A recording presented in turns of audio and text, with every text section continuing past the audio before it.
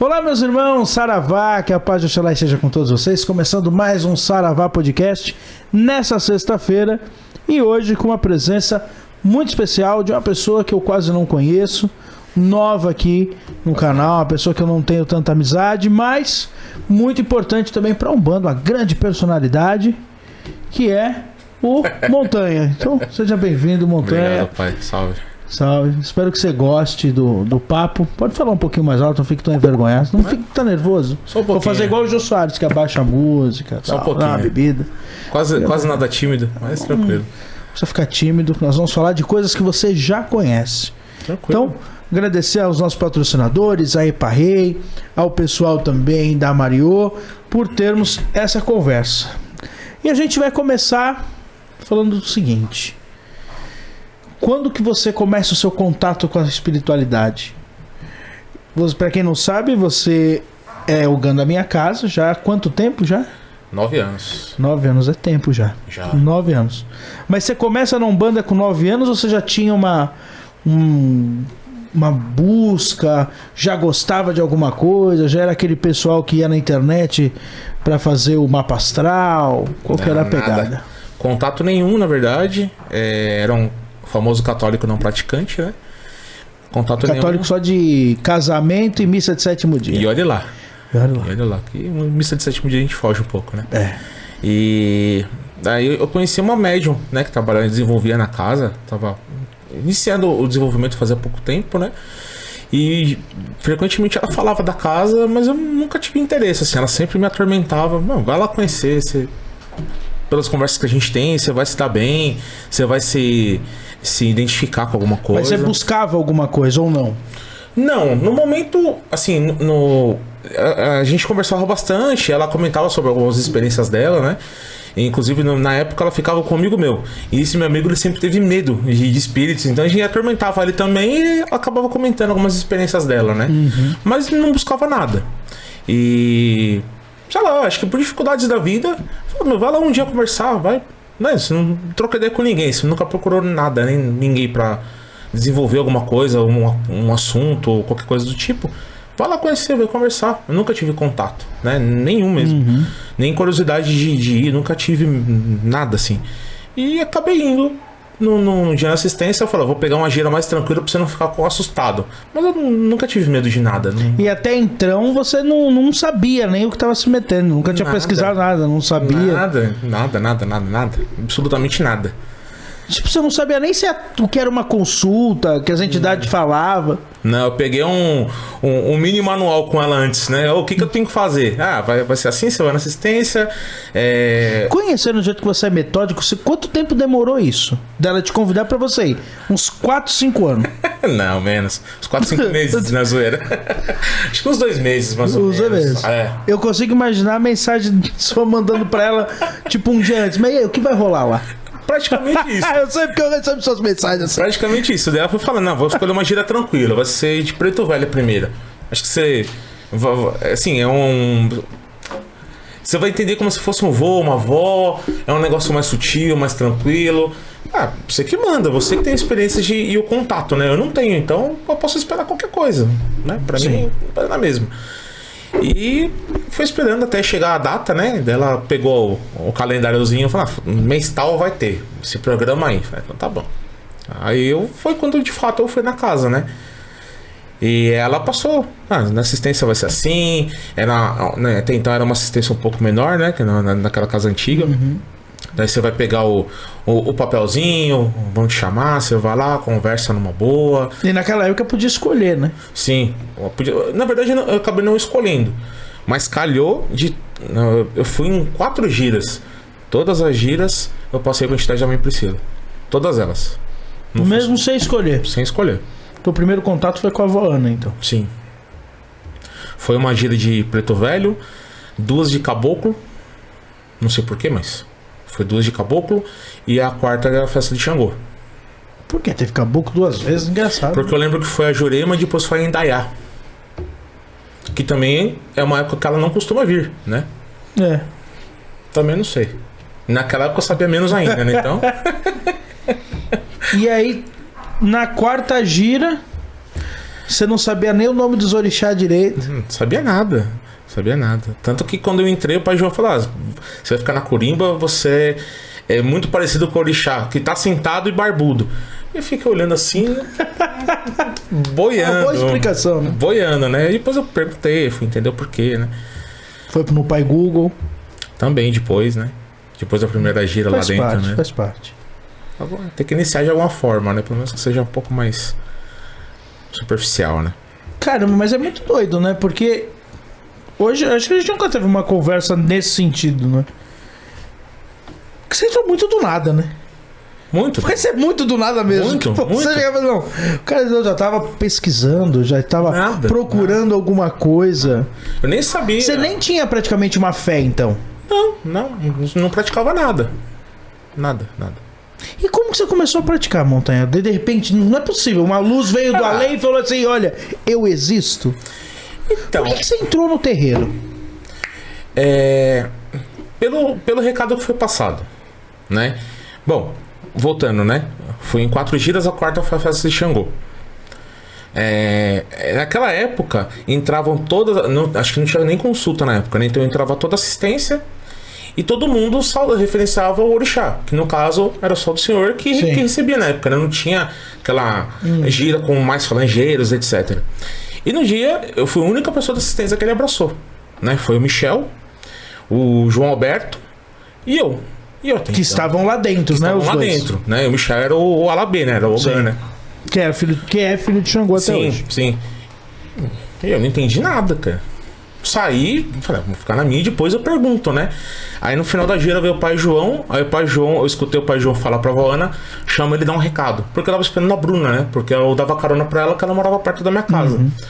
E aí a avó Ana acabou me chamando e falou: o Xangô deixou um recado que é pra você quarta-feira vir. Era uma segunda-feira, né? Quarta-feira você vir. Do nada, né? Do nada. É muito louco, é muito do nada. Então.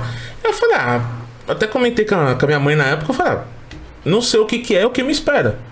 Vou lá saber, vou conhecer. Fui, tô lá 9 anos. Cara, é muito louco isso. Eu, como um canceriano metódico, não entra nem na minha cabeça. Essa impossibilidade. Não, eu vou lá, vou ver o que vai dar. Às vezes, assim, acho que pela dúvida e pela circunstância, eu acho que vale a pena você ir atrás e saber, né? Porque as experiências das conversas foram marcantes, né? Então, eu acho que vale a pena você ir para nos conhecer, né? Como que eu poderia me ligar, sendo que eu nem conheci, nem soube, nem o superficial, assim, possível, né? Então, vou atrás, vou perguntar o que é, vou me informar. Às vezes o medo do novo, né? Às vezes você acaba travando a pessoa. Exato. Então, às vezes eu acho que eu particularmente, né? A gente tem um pouco de medo de arriscar em certas coisas. Mas também se você não dá um pouco a cara a tapa e vai atrás pra saber, você nunca vai descobrir, cara. Acho que isso é pra quase tudo na vida, né? Sim. E quando que você realmente, você acha que você se torna um bandista? Desde essa hora? Ou foi um processo? Eu acho que foi um processo. Durante essa linha do tempo, muita coisa muda, né? De formas de se pensar. Às vezes formas de você se sensibilizar também muda bastante, né? Você tem que prestar atenção mais na essência das coisas, das pessoas. E isso vai mudando, né? Isso eu acho que é uma coisa que não tem fim também. Acho que faz parte. É uma reforma, né? Sim, demais. E você era novo também. Você tá com quantos anos? Agora eu tô com 37. 37, uns 26 aí. Era novo. Eu tava meio que se descobrindo, né? Sim. O terreiro também ainda novo. E você, eu acho que acaba mudando muito. Eu, pelo menos pela minha experiência, assim, do que eu vivo de Umbanda, eu acho que eu mudei muito. A Umbanda me ajudou muita coisa. Acho que a Umbanda talvez tenha me dado uma visão de mundo um pouco diferente. Sim. Acho que a gente que é umbandista acaba enxergando o mundo por um prisma um pouco diferenciado, no sentido de ser um pouco mais transcendente. Não ligar tanto pra, sei lá, algumas materialidades idiotas que pra nós não faz tanto sentido assim. Sim. E eu ainda acho que é um processo muito longo. Assim. Acho que algumas encarnações, né? Pra poder entender tudo Mas isso. mesmo durante essa breve estadia aqui, eu acho que é uma coisa que leva muito tempo, assim, posso estar com 80 anos e ainda vou estar martelando em algumas coisas e quebrando a cara e aprendendo, né? Acho que faz parte. Se também não fosse pra ser assim, pra que cara tá aqui, né? E a relação da tua família te apoiou quando você quis entrar pro centro? Sim. Houve alguma resistência? Não, apoiou. Meu pai, quando ele era, acho que bem no começo posso dizer assim, quando tava formando a nossa família, ele chegou a iniciar um desenvolvimento, mas ele parou porque tinha as obrigações de família, né? Tinha que sustentar a casa e não conseguia conciliar, né? Mas sempre apoiaram. E também eles tinham todos o mesmo status que eu, né? O status de católico não praticante. Então... A Ivete já tava louca pra ir na macumba. Quase isso. Não esperou nem esquentar o banco lá, já tava lá junto. Você entra... Isso é em junho. Final Mas de tua junho. família vai quando? Tipo um mês depois, nem isso? Um mês depois, acho que já começaram aí. Já. Mesmo pela curiosidade, né? Porque eu entrei... Foi assim. Oi... Aquele tambor, vai pra lá.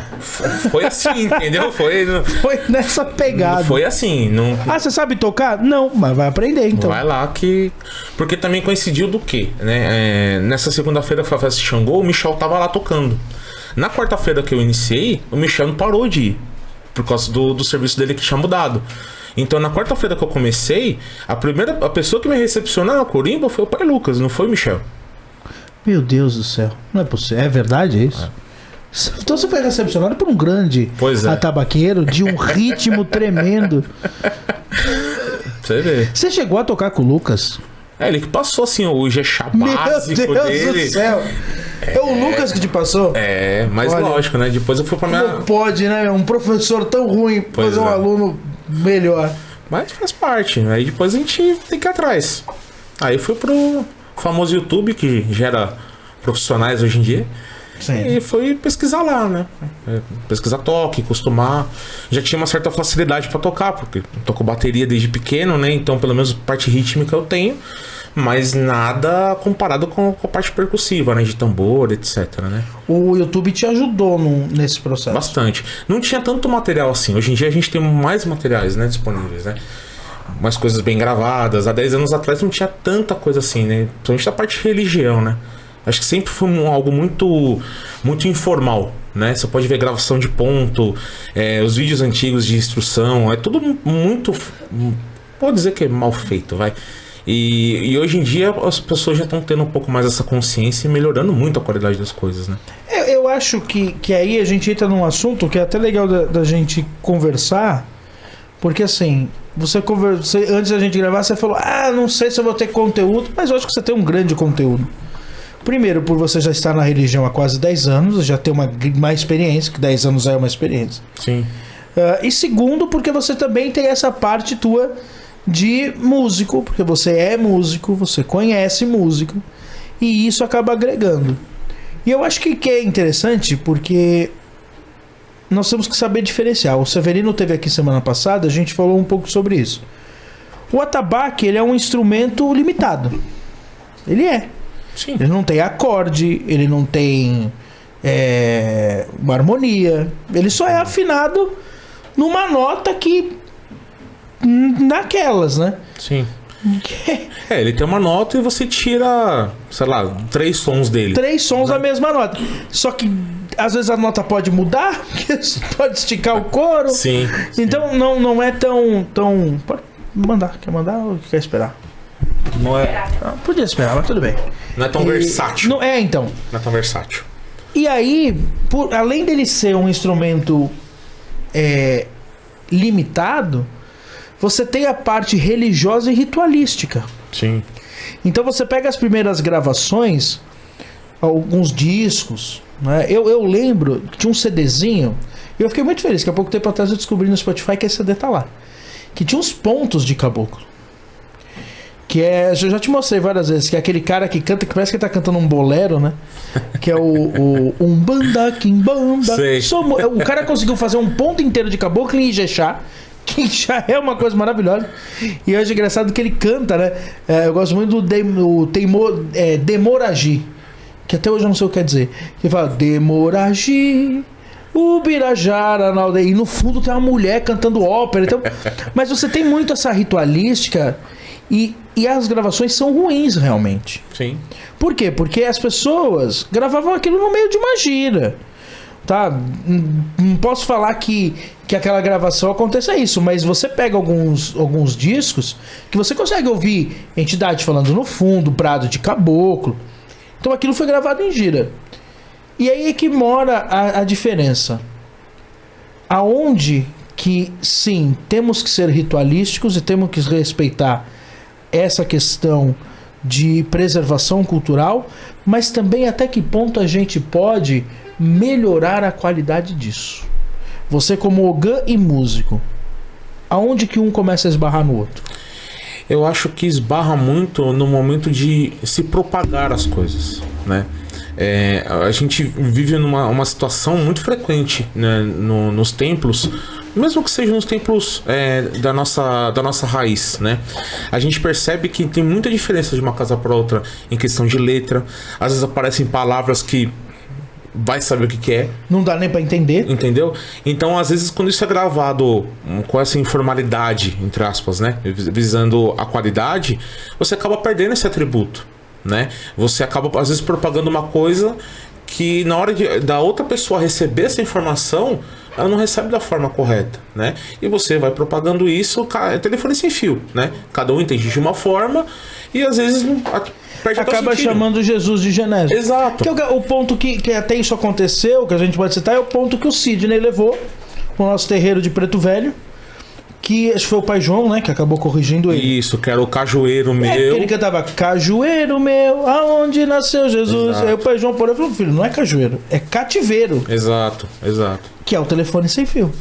E eu procurei esse ponto no YouTube, eu achei várias incidências como cajueiro. As coisas surgem. Como cajueiro, não como cajueiro mesmo. Como cajueiro mesmo. E deve ser um ponto antigo, só que cai nesse caso. Alguém ouviu o cajueiro. Exato. E não só pela gravação, né? Às vezes um outro cara de uma casa, um ogã de uma casa, visitar alguém, vai escutar, era um ogã que antigamente tinha muito isso de não era algo cantado, era algo gritado, né? E às vezes em meio aos gritos e brados e etc. O cativeiro virou cajueiro. Pois é, você não entende, né? E vai propagando, cada um escuta de um jeito. E é interessante porque isso já aconteceu.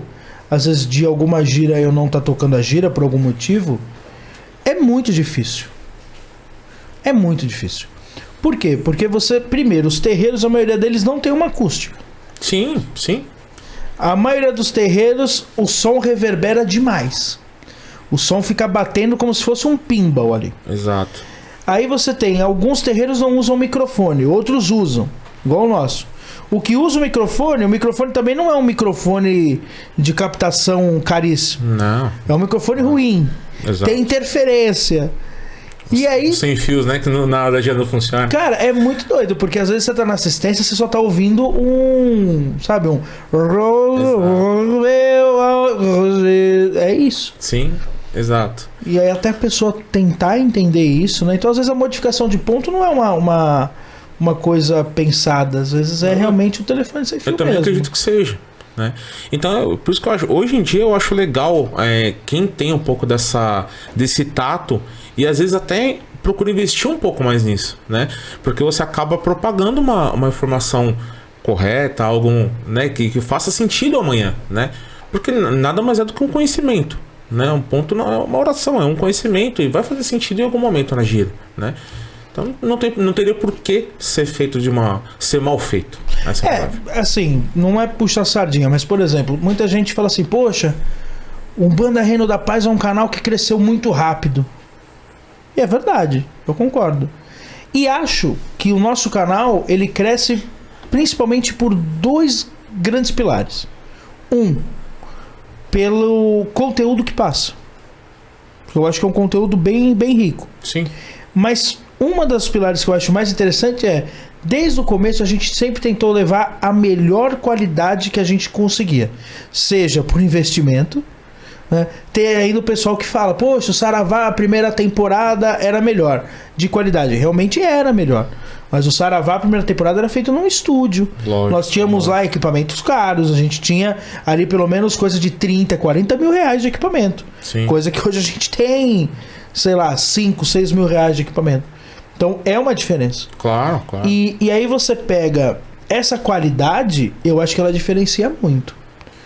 E qualidade chama atenção. Sem dúvida. Por isso que eu acho que o Sandro Luiz faz tanto sucesso. Porque se você pegar o Sandro Luiz, desde o começo, por mais que os primeiros vídeos dele eram um pouco complicados, que ele gravava no terreiro, não tinha uma acústica, mas, poxa, pega as lives dele. Os DVDs que ele vem gravando. Pega os DVDs dele. Tem uma qualidade, a gente não tá falando só de uma qualidade de música, de letra. Tá falando de qualidade mesmo, é imagem boa, é som bom, é microfone bom. Sim. E ele vem. E fora que ele investe.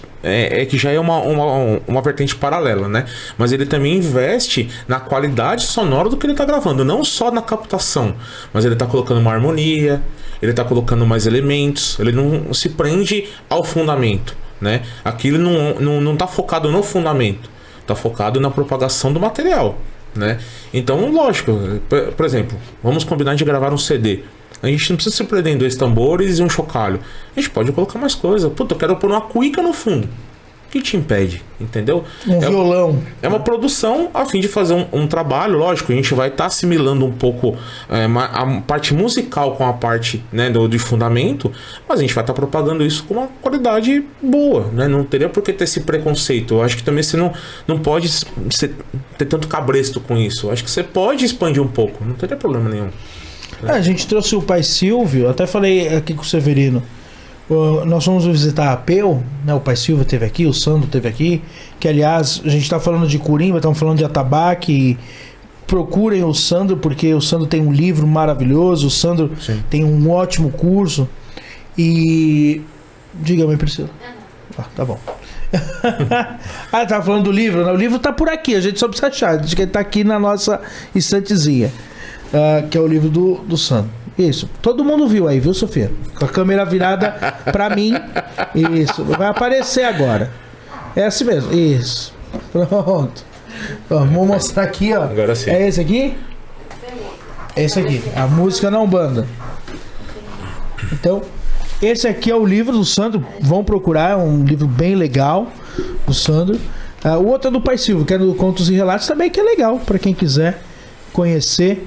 É um livro bem legal do pai Silvio. Aqui? Foi? Isso. Então, né, os livros que falam. Esse aqui fala de causos de Umbanda, esse aqui fala bem de atabaque, da música, dentro da religião. E aí, por causa disso, eu perdi o assunto, mas tudo bem. Voltei. Então, lá na Peu, eu acho que uns 10, 15 minutos é de violão, cara. Não tem atabaque. É música de Oxalá. E é lindo. Eu adorei. Eu não vejo problema. Aliás, eu acho que isso compõe. Né? Eu acho que a gente precisa... Um umbandista, às vezes, ele é muito ortodoxo com umas coisas, né? A gente vem falando do evangélico, do católico. Eles não abrem a cabeça. O umbandista também não gosta de abrir. Sim. E se a gente levar em consideração, o atabaque nem era para ter existido, porque o atabaque ele é um instrumento que veio depois. O Zélio não usava atabaque. Então, eu acho que seria muito importante. Eu ainda falo pra você, eu sinto falta ainda de alguém que cante muito bem, que pegue ainda e faça um resgate desses pontos de gira. Eu sei, igual, por exemplo, o Sandro faz esse trabalho, mas ele faz um trabalho de explicar o ponto. Né? Ele grava na casa dele, mas eu falo assim, de uma produção mesmo. Um estúdio, com harmonia, com arranjo, e que fizesse isso para eternizar os nossos pontos. Porque eu acho... Até estava conversando uma vez isso com o Severino. Eu tenho na minha cabeça que um dia o Sandro vai ser o nome mais conhecido da nossa religião ainda. E ele merece. Eu ainda acho que um dia mais pessoas vão ouvir mais falar do Sandro até mesmo do que o Zélio, do que o Rubens ou qualquer outro dirigente. Por quê? Porque música chega em lugares que doutrina não chega. Sim. Você pode contar, tem gente que é católica que ouve o Sandro Luiz. Então o nome dele vai ser mais conhecido e ele merece isso. E talvez um dia a gente tenha um terreiro que só cante músicas do Sandro Luiz. E talvez algumas coisas vão se perder nesse caminho. Eu acho que até é inevitável. Mesmo que assim, a gente não tivesse a figura do Sandro, Mas algumas coisas na linha do tempo vão se perder. Eu acho que é inevitável. Exatamente por isso. A gente não tem, né, grandes arquivos, não tem essa... como posso te dizer? Não tem esses registros, né? Então muita coisa se perde. E o que tem, às vezes, não tem uma qualidade tão legal, acaba se perdendo. Não se entende. Não se entende, ou então é um disco muito do ruim. Sim, sim. Eu sinto um pouco disso até nos encontros do Dia da Umbanda que a gente faz, né? Com as raízes, né? Da nossa casa. Tem muito ponto que às vezes o pessoal canta lá, que é da época da irmã Liana, que eu, né, também não, infelizmente não tive contato. Mas tem coisa que também, às vezes se canta, eu também não conheço. Ou às vezes tem coisa que eu não conheço. Tem palavra, só da raiz há 20 tem palavra que eu não entendo, que eu não conheço. Então, mas é a história do caranga, né? Eu até quando trouxe o Sandro aqui, eu falei, Sandro, me explica esse ponto. Que é o dos seus 7 flechas, né? Lerere, caboclo, 7 flechas no congá. Saravá, seus 7 flechas. Ele é o rei da mata. A sua bodoque atira. Caranga. E aí? A sua flecha mata. O caranga... ou o que, cada um canta de um jeito. E aí ele falou pra mim, não, é paranga. Porque paranga é o nome que se dá pra zarabatana. Então, mas não é todo terreiro que canta paranga. Não, nada. Cada um... Tinha até uma vez, eu postei no Instagram, uma pessoa que falou que cantava motoca. Então eu já consigo entender. O seu abodoque atira ou motoca? Motoca. O que é motoca? Vai de moto, sai de flecha. Pegador do iFood. Mas a gente acaba tendo esse contato com pontos que eu acho que é bem complicado. E aí eu falo por mim também, porque, eu não consigo ouvir um ponto. Eu falei isso pro Severino, né? Eu sou de uma época que o único ponto de baiano que você tinha não tinha nem YouTube, né? Olha que velho que eu tô. Estamos. Caramba. Quando eu comecei na Umbanda não tinha YouTube. É verdade. Pra eu ouvir ponto de Umbanda, eu acabava ouvindo, eu não lembro onde que eu ouvia. Eu lembro de um site que tinha uma meia dúzia de ponto.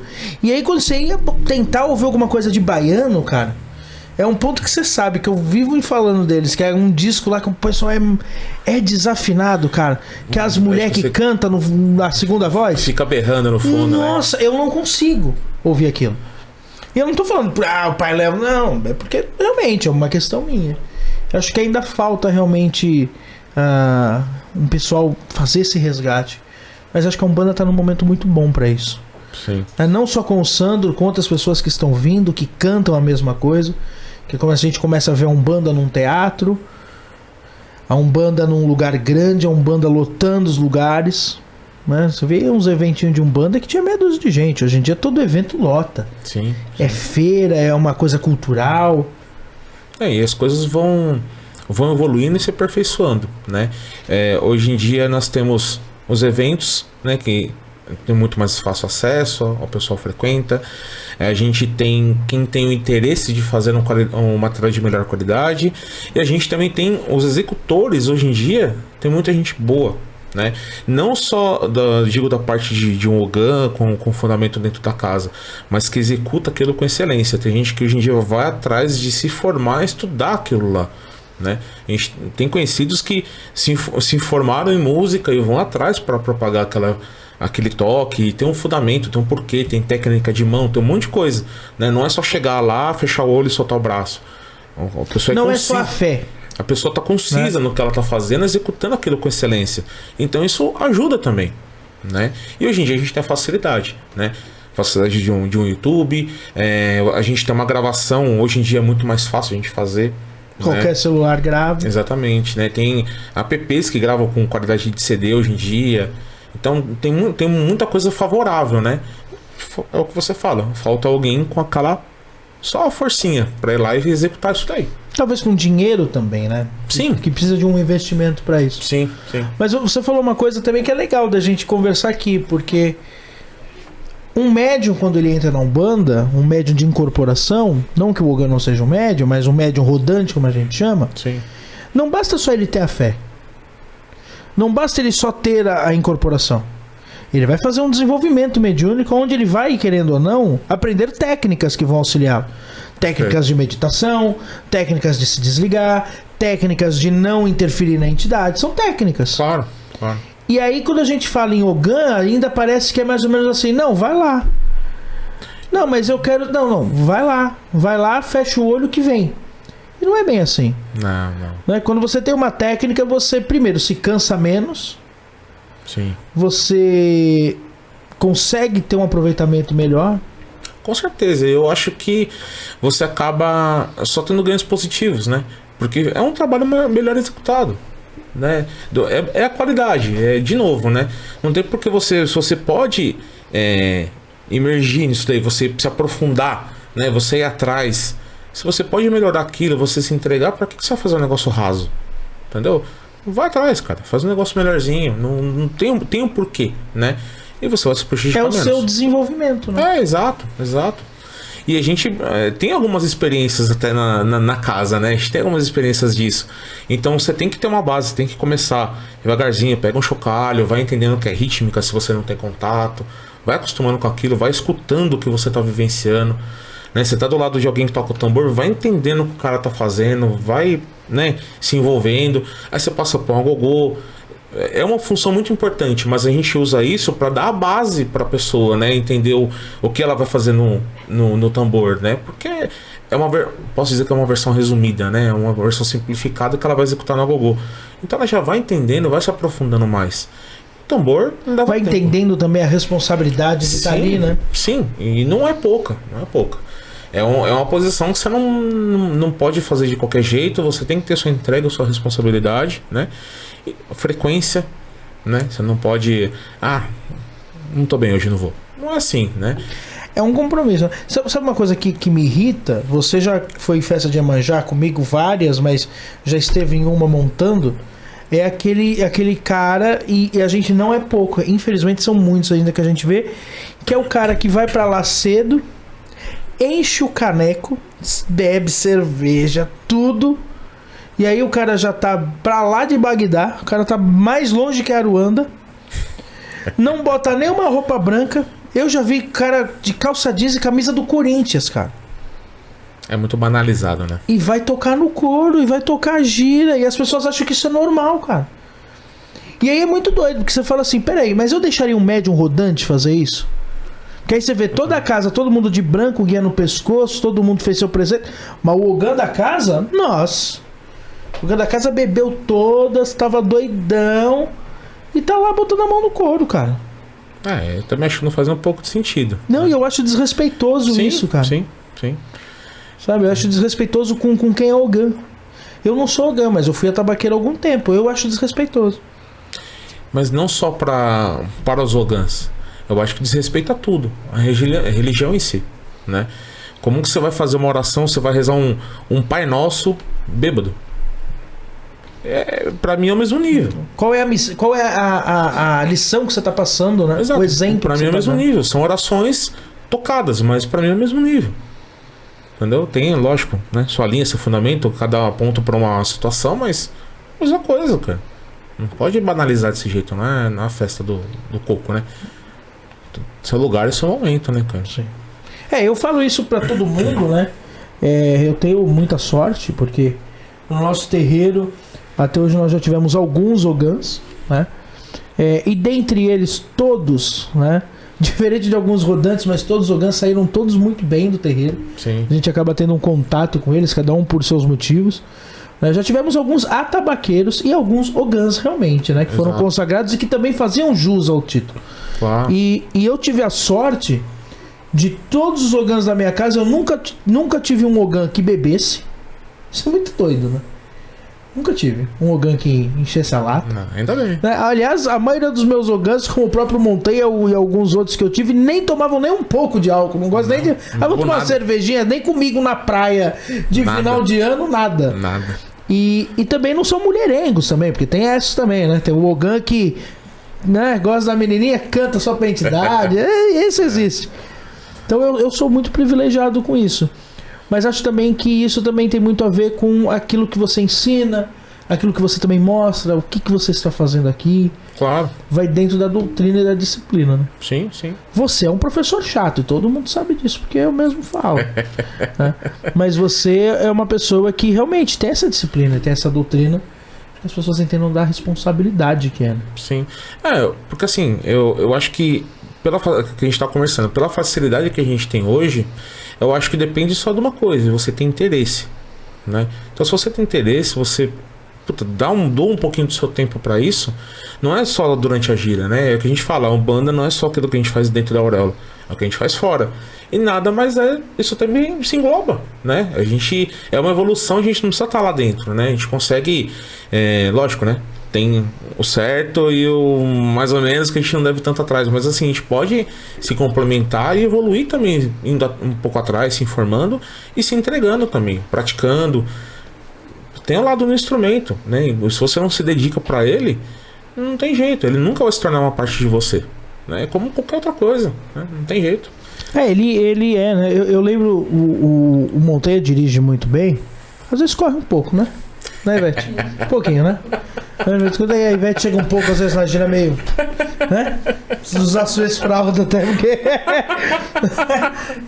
Mas eu lembro muito bem quando eu comecei a dirigir, o Monteia falou pra mim, falou, o carro tem que ser a extensão do teu corpo. Eu lembro muito dessa tua frase. E eu acho que é isso, o atabaque é a extensão do corpo do Ogan, né? Demais. O atabaque é o teu lugar ali, é onde você se conecta, é onde você fala, né? É aquele que é o transmissor. Sim. Do negócio. Então, você tem ciúme do teu atabaque, não? Não digo ciúme, mas acho que cada um tem que cuidar do seu. Mas você não deixa os outros botar a mão, não, né? Não, por isso. Eu acho que cada um tem que cuidar do seu. Que é a responsabilidade, né? Exato, porque vira várzea, né? Não é só um instrumento, né? Exato, porque eu sei que eu sou cuidadoso, mas o próximo às vezes pode não ser tanto quanto eu sou. Será que ele vai deixar da mesma forma que eu deixei? Ele vai me entregar bonitinho do jeito que ele tava? Às vezes não. E aí, cada um tem que ser o seu. Bom, Sim. Já que nós estamos falando de atabaque, então eu vou te usar um pouco, pra você cantar um ponto e tocar, é lógico. Todo médio de incorporação que vem aqui, a gente faz incorporar no meio do negócio. Ah, sim, lógico. Não é. Eu sei que não. Eu lembro até que eu gosto do Matheus Ceará, né? Que o Matheus Ceará ele falou que todo lugar que eu vou, os caras mandam eu contar uma piada. Ele falou, pô, queria ter sido proctologista. Porque é igual o cara vem em média de incorporação, você não manda incorporar, mas agora vem um Ogan e fala, canta um ponto pra gente. Então, o que você vai cantar e tocar pra nós? É porque é importante que as pessoas falem assim, pô, o cara tá falando demais, mas será que o cara sabe tocar? Será que o cara sabe cantar? Nem eu sei, pai. Hoje eu tô meio rouco por causa da gira de ontem. Mas aí é bom que fica aquela voz mais gutural, né? Pensou trash metal? É mais... mais Sepultura e tal. Ah, tá. Eles usavam elementos, hein, cara? Brasileiros, hein? Carlinhos Brau participou bastante. O meu único defeito do meu Ogan é esse, né? Todo terreiro tem um Ogan mulherengo que bebe cerveja que vai no pagode. Eu tenho um Ogan que não bebe cerveja, que não é mulherengo, e eu vou encontrar ele no Rock in Rio. Quase então, isso. Essa é a diferença. Quase isso. O que você vai cantar e tocar pra nós? Isso aí, pai. Primeira coisa que vem assim na sua cabeça. Não tava muito conectado. Deixa eu pensar, peraí. Qual toque você mais gosta? Mas eu sou suspeito, eu gosto de todos. Tem uns um pouco mais difíceis, né? Mas mesmo o Congo de Ouro eu acho um toque muito bonito, ele é muito completo. Mas eu também achei ele o mais complexo também. Você gosta do Nagô também? Também, eu gosto. É, porque eu não gosto dele, toda hora você toca, por isso que eu falo.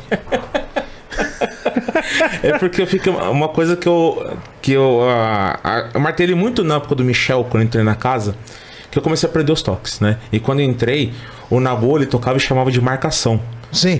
Só que eu fui aprendendo, eu falei, cara, não, eu chamei ele de canto, eu falei, Michel, por que marcação? Você toca é Nagô, marcação não é esse toque. Ah, mas é porque... Então, mas se é o certo, por que a gente não faz o certo? É Nagô, não é? Então, Nagô. E aí ficou, e a gente começou a usar o completo, né? Que ele ainda tinha uma nota grave a menos, né? Na época, né?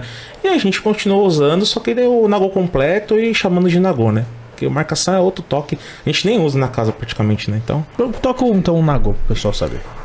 Tá. Que é o toque que eu mais gosto. Só que não. Qual que você mais gosta? O Nagô, mentira. Não, eu vou falar um negócio.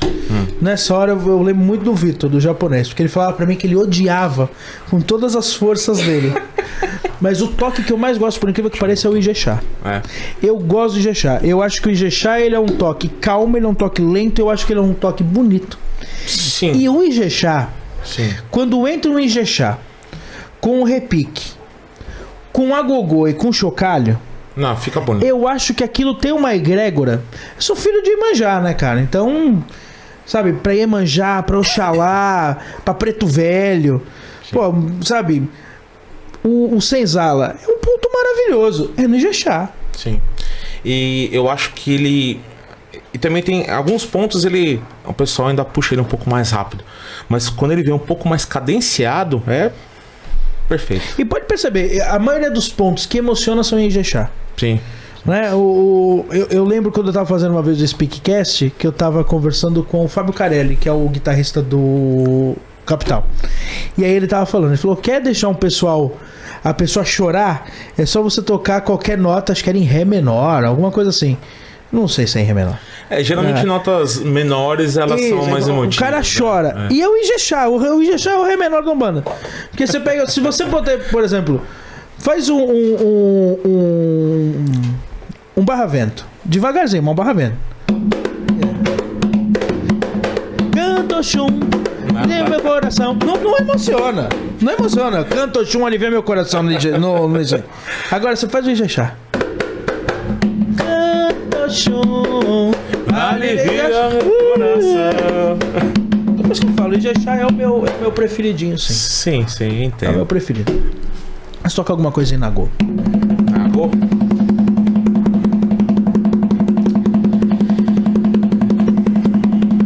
Sete flechas, vai.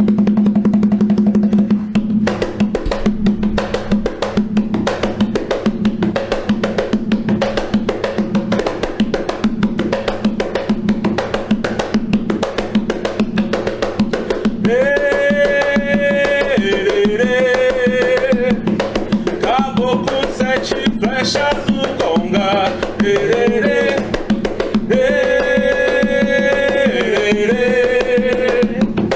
Acabou com sete flechas no conga. Saravá, são sete flechas.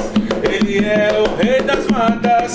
Com a sua bodoca tirou, acabou com a sua flecha mata. Saravá, são sete flechas. Ele é o rei das matas. Com a sua bodoca tirou, acabou com a sua flecha mata. Lerê, lerê, acabou com sete flechas no conga. Lerê, lerê,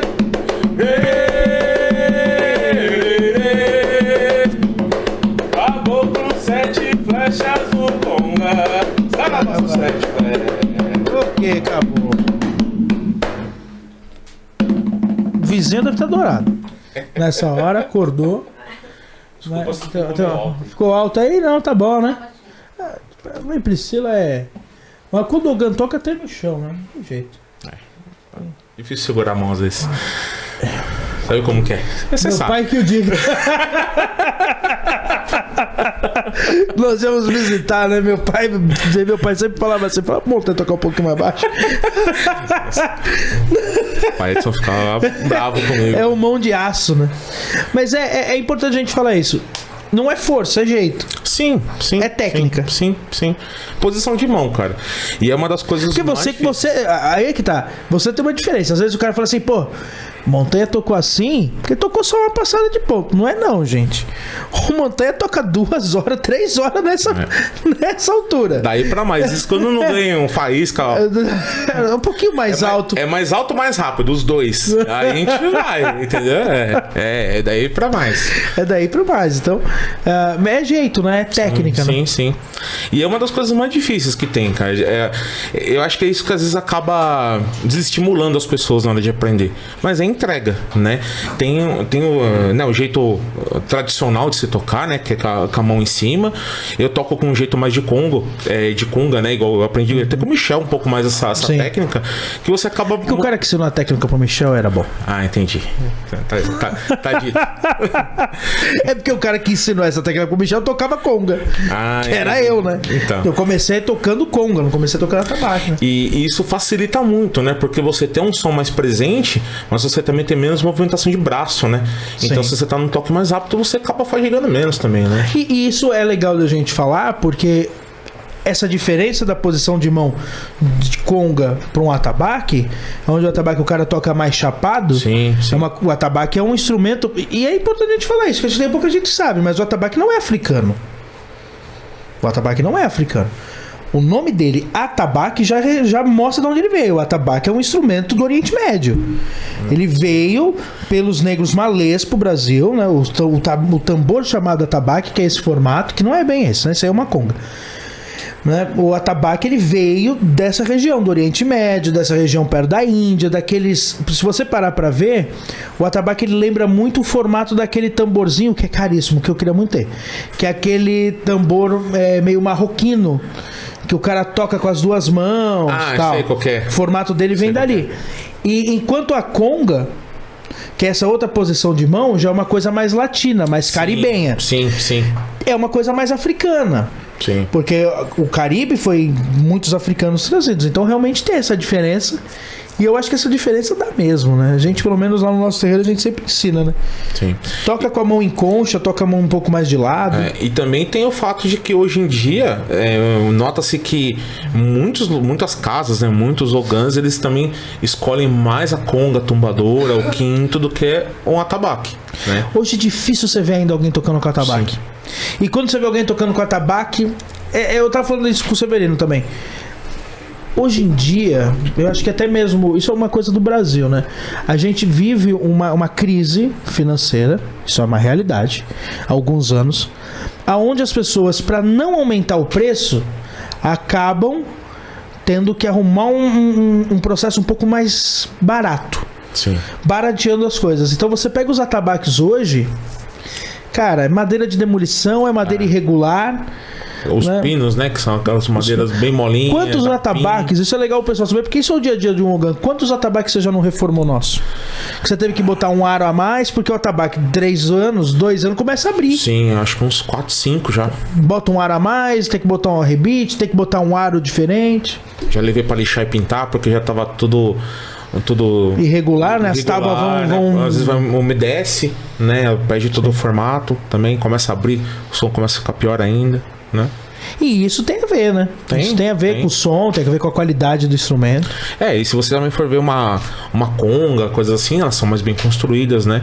Ela tem as ripas são mais bem fechadas. Fora que o som também tem é diferente, né? Mas eu pelo meu ouvido, me agrada mais o ouvido, eu acho que tem uma qualidade melhor também, né? Não só questão de volume, mas eu acho que é mais harmonioso o som, né? E é legal a gente falar isso, porque eu acho que tem muito ogã hoje que se preocupa muito com o couro. É lógico, o couro manda muita coisa, mas o corpo do instrumento também é muito importante. Bastante. Não só o corpo, até esse ângulo que a gente tem aqui no tambor, isso aqui influencia bastante na afinação também.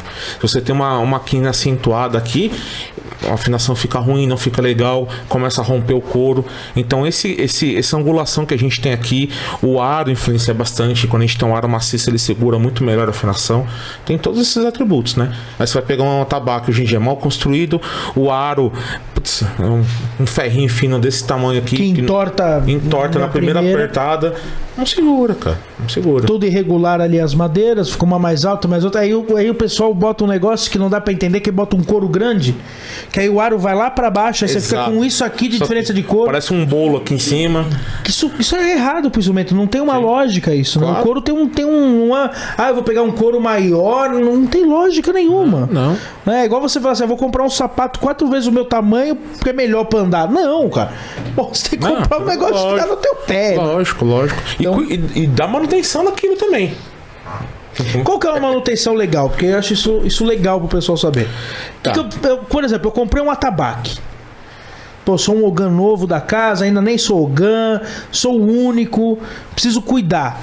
O que eu preciso fazer com o atabaque? É só afinar ou o que eu tenho que fazer? Primeira coisa que eu faria: dendê no couro, nem com ele apertado, dendê no couro, ele só encostado as tarraxas para ele não ficar frouxo, lógico, e não soltar, né?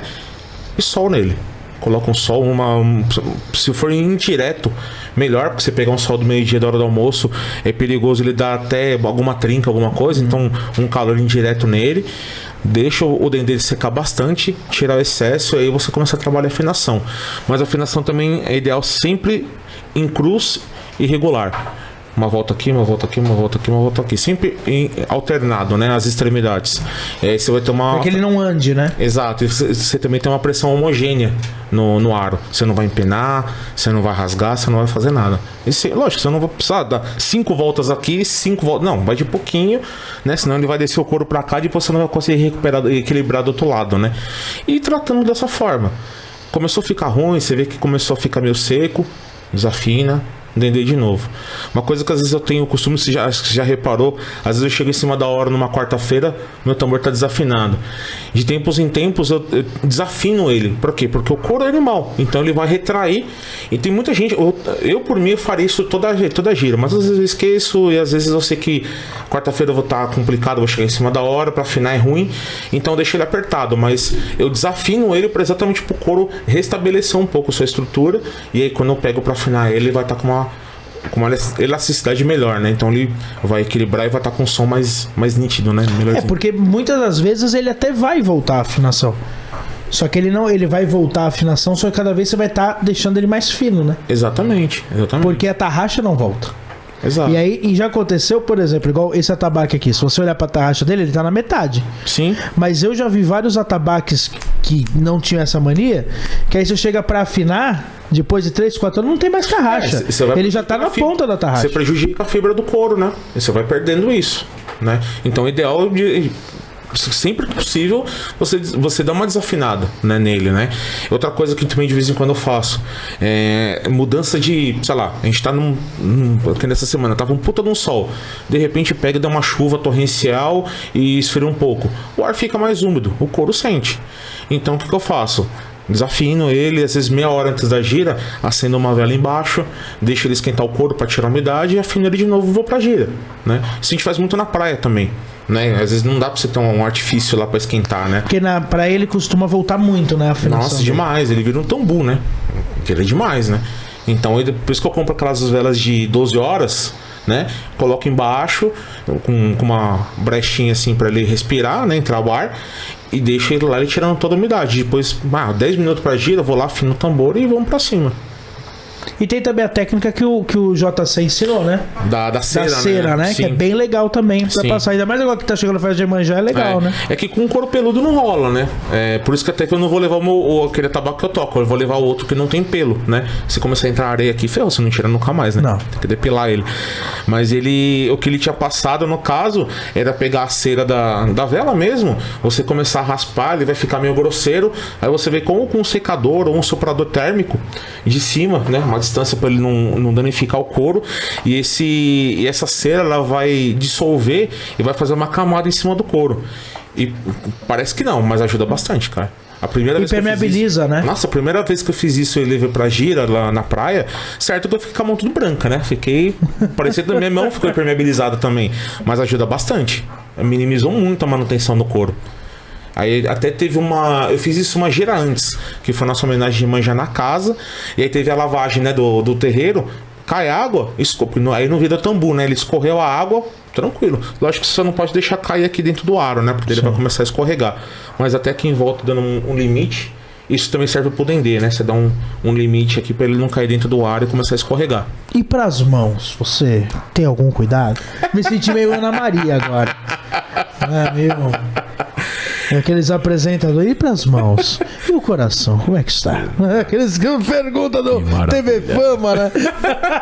Mas pra mão, você também... Porque, pô, você vai tocar uma gira daqui a pouco na festa de Iemanjá de 8 horas. 8 horas, dá? Quase isso, né? Às vezes até mais. Mais, né? Das 10 às 8 é mais. É 10 horas de gira.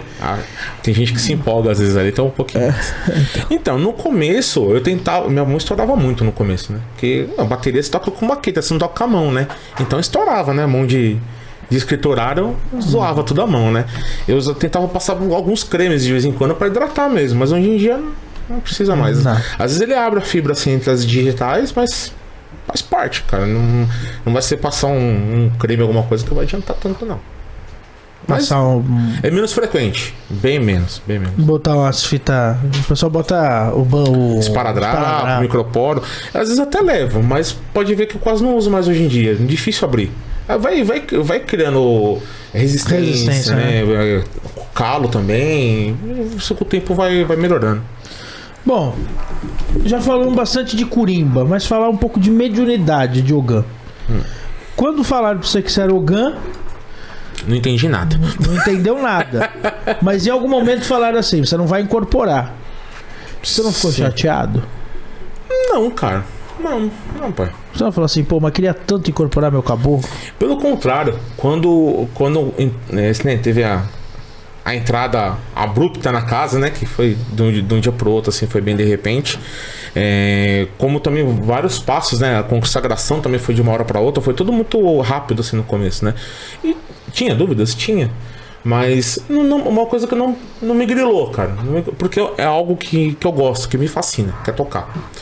Posso ter o pior dia da minha vida. Eu chego lá, começo a tocar, eu esqueço do que aconteceu no dia. Então eu sei que tá aqui, cara. O que eu preciso fazer tá aqui. Então eu acho que não precisaria ter algo a mais pra me completar. Entendeu? Tá tranquilo. Mas você consegue, assim, você se sente menos médium? Não, por quê? Ou você consegue sentir suas entidades, por exemplo? Sim, principalmente eu acho que isso faz muito sentido quando a gente tá na gira. Precisa tocar um ponto. Eu olho pra qualquer entidade sua e já sei que ponto vai tocar. Então você já responde. Sim. Já é uma conexão, né? Não preciso ter mais nada do que isso. Entendeu? Não precisa incorporar o caboclo. Pra quê, cara? Você se emociona de falar disso? Por quê? Porque tem gente que não dá valor pra essas coisas. Entendeu?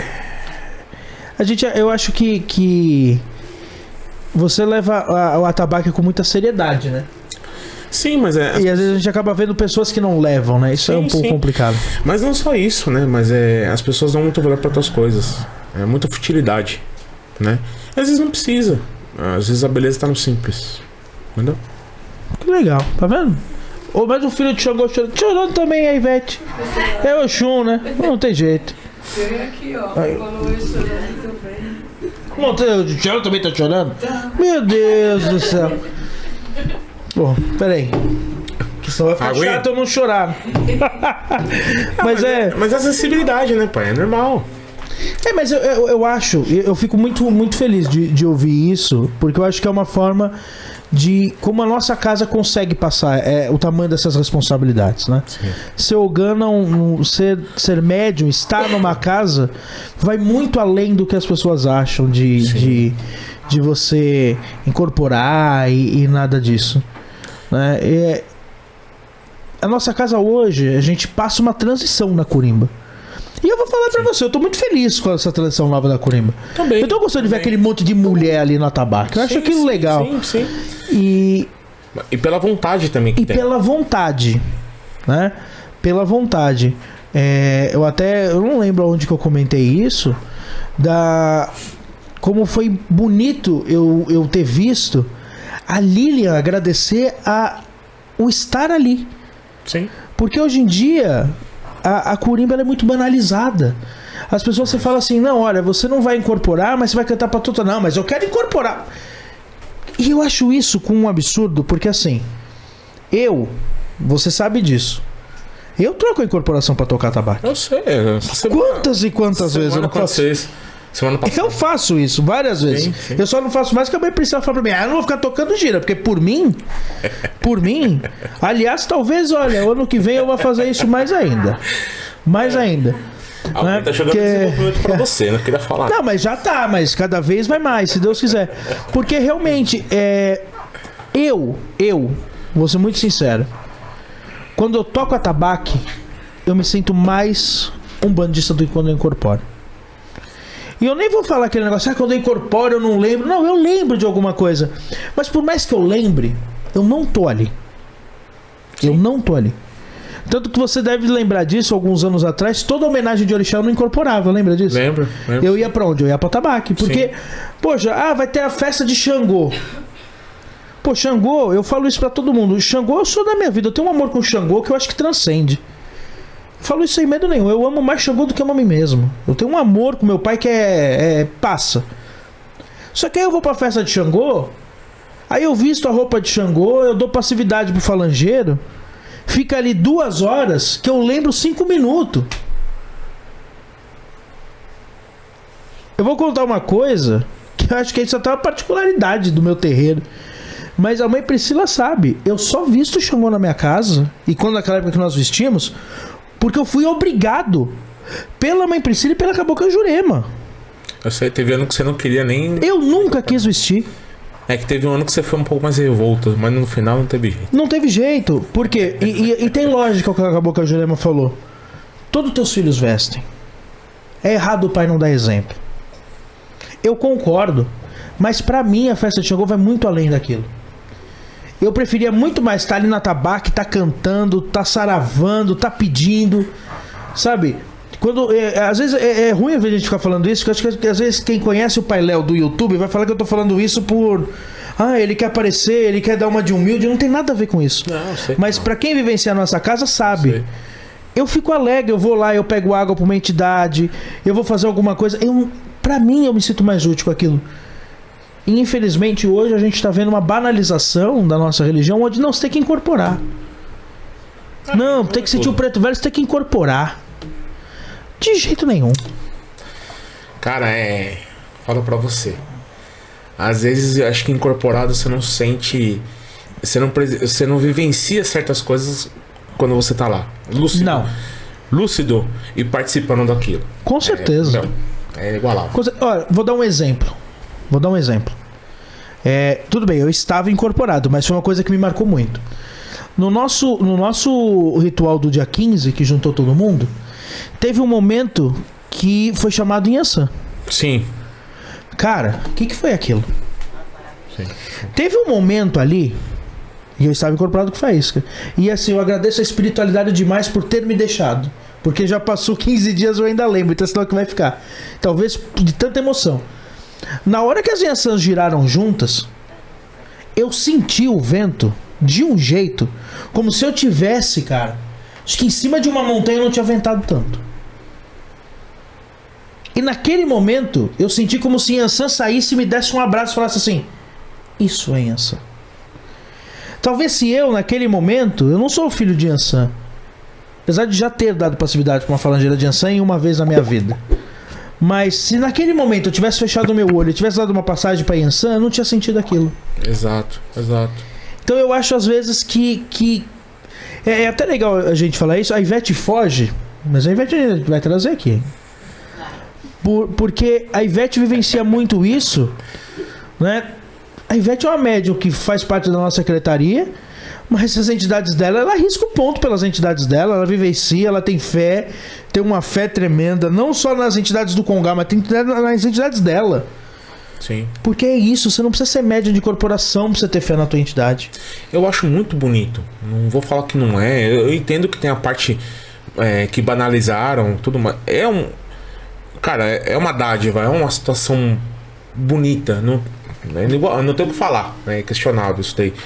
Mas há sim quem às vezes dá valor pra uma coisa que supervaloriza certas situações, né? E não é por aí, né? Às vezes é que a gente tá falando, às vezes na simplicidade mora o maior exemplo que você pode ter para aquele seu momento, né? Só que às vezes as pessoas não enxergam porque não se deixam enxergar, né? Então prestam atenção em outra coisa. Talvez sei lá, numa cena, em qualquer outra coisa, gastar numa ferramenta milhares, e às vezes não é aquilo, né? Às vezes não é aquilo, pai. Né? É muito mais simples. Não tem a história do cachimbo do Pai João? Sim. É isso, cara. Às vezes é o simples, né? Mora nisso daí, né? Não, eu acho que essa simplicidade ela é primordial e ela nos ensina, né? Não foram poucas as vezes que eu já não fui ensinado isso. Eu, como um bom filho de Xangô, eu gosto de dar o melhor pra minha entidade. Então várias vezes eu já tomei na cabeça porque eu quis comprar uma coisa que falou assim: não, vou comprar esse cachimbo aqui que o Pai João vai adorar. E o Pai João olhar e falar: não é esse que eu quero. Eu sei que não se equipara, mas, por exemplo, às vezes tem algumas formações, algumas festas que a gente pode ir com roupa colorida. Sim. Você alguma vez me viu de roupa colorida? Não. Porque eu prezo pelo branco. Eu prezo por isso. Não preciso mais do que aquilo. Entendeu? O que precisa pra ser um bandista, então? Cara, acho que vontade, amor, carinho. Acho que é isso. Não precisa mais do que isso. Mas o que você precisa? Pra ajudar, ainda mais pra ajudar alguém. Você precisa ter dinheiro pra ajudar alguém? Poderia. Mas acho que não é só isso. Ainda mais hoje em dia, né? Porque hoje em dia Atitude, né? O pessoal tá bem balançado hoje em dia. Acho que não precisa disso. Você disse que assim, há algum tempo, e eu fiquei muito feliz de saber isso, porque eu até falei com você, não sei nem se a Ivete deve estar sabendo, mas semana passada o Severino esteve aqui, e o Severino Senna, assim, sei lá, se a gente fosse colocar uma suprema trindade de Ogãs e atabaqueiros, talvez o Severino estivesse ali dentro dessa trindade, né? Acho que seria até leviano falar os três, mas acho que ele estaria dentro desses três, junto com o Pai Enjo, junto com o Pai Elcio, junto com o Sandro e com tantos e tantos outros que fazem parte disso. E ele me contou que lá no Rubens, um dos trabalhos dele, porque ele falou, poxa, eu tava lá no atabaque, lá não toca atabaque durante a gira. E ele ficava parado, ele falou, não, eu não vou mais ficar parado, eu preciso fazer alguma coisa. E aí ele foi procurar saber como que doutrinava o espírito obsessor. E ele é o maior doutrinador lá. Sim, você comentou. E por coincidência, na nossa casa, você também faz isso. Não diria que eu devo fazer com essa excelência toda. Mas você faz. Tô iniciando, né? Mas já fez várias vezes sozinho. Já. Mas acho que tem muita bagagem pra adquirir ainda, entendeu? Por isso que eu falo que... Como que é isso? Explica pro pessoal como é que é esse trabalho. O que você faz nesse trabalho? Bom, eu não diria nem... Sei lá, eu não encaro tanto como uma desobsessão. Eu encaro mais como um acolhimento, cara. Eu acho que desobsessão... o nome passa aquela... algo mais pesado, né? E não é isso. Na verdade, a gente passa por um processo de acolhimento, né? Onde a gente conversa com alguns desses espíritos, sei lá, que já foi ou capturado, ou... Algum sofredor, exato. Mas já pegou uns obsessores casca grossa também. Já aconteceu. Mas, assim, eu não acho que eu sou melhor do que ninguém. Então eu vou pra conversar. Acho que isso já basta. Tem uns que são bem teimosos, assim, às vezes não quer, né, dar braço a torcer, não quero ir, tô bem aqui, quero voltar. Mas eu acho que é isso, eu acho que é você se igualar e conversar. Não tem porquê, moralmente bater ou diminuir. Eu tô lá pra conversar, pra ajudar. Na verdade, eles estão lá pra, né, meio que pegar um plasma e seguir pra um outro caminho, um outro rumo na jornada. Não deixam de ser espíritos perdidos, né? Exato, mas eu não tô lá pra crucificar ninguém, quem sou eu? Eu não sei se um dia eu já estive lá, se um dia eu vou estar lá. Não tô aqui pra isso. Tô pra conversar, cara. Você acha que isso te ensinou em algum aspecto de vida? Que você conseguiu tirar de lá e falar, porra... Ajuda. O que te ajudou, por exemplo? É questão de valores, né? Você entender que às vezes você não... de novo. É que não se esqueçam que a herança do Montanha Oxum. Culpa dela. Então, existe Oxum nessa cabeça que o faz chorar. Sim. Cadê o lenço? Joga o lenço. Não adianta. Cadê o lenço? É que o marejado não fala. Esse é o problema. Mas ensina bastante questão de valores, né? A gente vê que a gente se prende muito em coisas aqui mesquinho mesmo. E, cara, depois que você morre, não te ajuda em nada. É uma bobagem, né? Sim. Eu falo, é legal a gente estar batendo esse papo, porque assim, somos dois filhos de Xangô. Um mais chorão que o outro. Um mais chorão que o outro. Não, eu não sou de chorar. Mas eu? Só às vezes. Mas somos dois cancerianos. Sim. Que temos, por mania, sermos pessoas que guardam muita mágoa. Sim. Leva as coisas, né? E aí as pessoas às vezes falam assim, meu Deus, como é que você é canceriano, filho de Xangô com Iemanjá, né? Nós dois somos de Xangô com Iemanjá. Xangô, Iemanjá e Ogum. E Ogum, né? Só muda nossa herança. Como que a gente não guarda? Mas eu acho que tem muito disso. Quando a gente vivencia o outro lado e fala assim, nossa, quanta gente presa. A gente tem que aprender que ou eu perdoo, meu amigo, ou eu vou me ferrar também. Então. A gente anda vivendo algumas situações assim, né? E eu acho que tá dentro do amadurecimento, não tem jeito, né? Mas, é muita coisa, assim, cada gira, cada mesa dessa é uma experiência nova, né? Até mais impactante numa criança que tinha se matado. É pesado, né? É a realidade, né? Acho que a gente vive uma realidade bem complicada. Sim, sim. Não é fácil, né? Não. Você fazer uma criança entender e que ela tem que seguir em frente porque ela tira a vida dela, mas o lugar dela não é ali. Eu falo isso pra todo mundo, né? Pra quem me conhece na minha vida pessoal, fala assim, pô, o Pai Léo é brincalhão, tira sarro pra caramba, e é verdade, né? Sim, quem me conhece do YouTube, conhece do YouTube. Quem me conhece pessoalmente fala assim, meu Deus do céu, não é possível que essa pessoa do YouTube. Mas eu acho que isso foi uma forma de eu criar uma máscara, não uma máscara, de eu criar um entendimento, porque quando a gente lida com a espiritualidade como a gente lida, é muito pesado. Sim. Que se eu levar pra minha vida, cara, eu não vou conseguir. Entendeu? Como é que depois de fazer o resgate de um espírito nessa condição, como é que eu volto pra casa, entendeu? E eu olho pro meu filho, ou pro meu sobrinho, ou é difícil. Então ou a gente cria uma forma de falar assim, cara, eu preciso abstrair. Isso aqui precisa entrar e precisa sair na mesma facilidade. Sim. Porque se eu parar pra pensar, as coisas não funcionam. É difícil. Um dia eu chego lá. Ah, não, mas eu acho que também já sofri muito com isso, mas é um processo. Sim, mas processo. Ao mesmo jeito que é impactante, é gratificante. Você vê que você tá ajudando, entendeu? E tá na pior condição possível, né? Não tá vivo, mas tá... Desculpa a palavra, mas tá na merda funda. Tem que seguir em frente, tem que amadurecer, evoluir do mesmo jeito que todo mundo tá aqui, né? Só tem que ter esse start e seguir em frente. Acho que é isso. E acho que além disso, precisa de alguém pra ajudar. Sim. É muito doido isso, né? Uma vez eu tava conversando muito isso com o Wagner Borges, que faz vários trabalhos de desdobramento e de resgate, né? Ele falava isso, o espírito precisa muito do ser humano. Porque o ser humano consegue ter um sentimento que às vezes os espíritos não têm, evoluídos. Porque o espírito evoluído é muito mais prático. Sim. E às vezes aquele resquício de amor que nós, os seres humanos, temos porque estamos encarnados, é a porta para às vezes ajudar um espírito. Sim.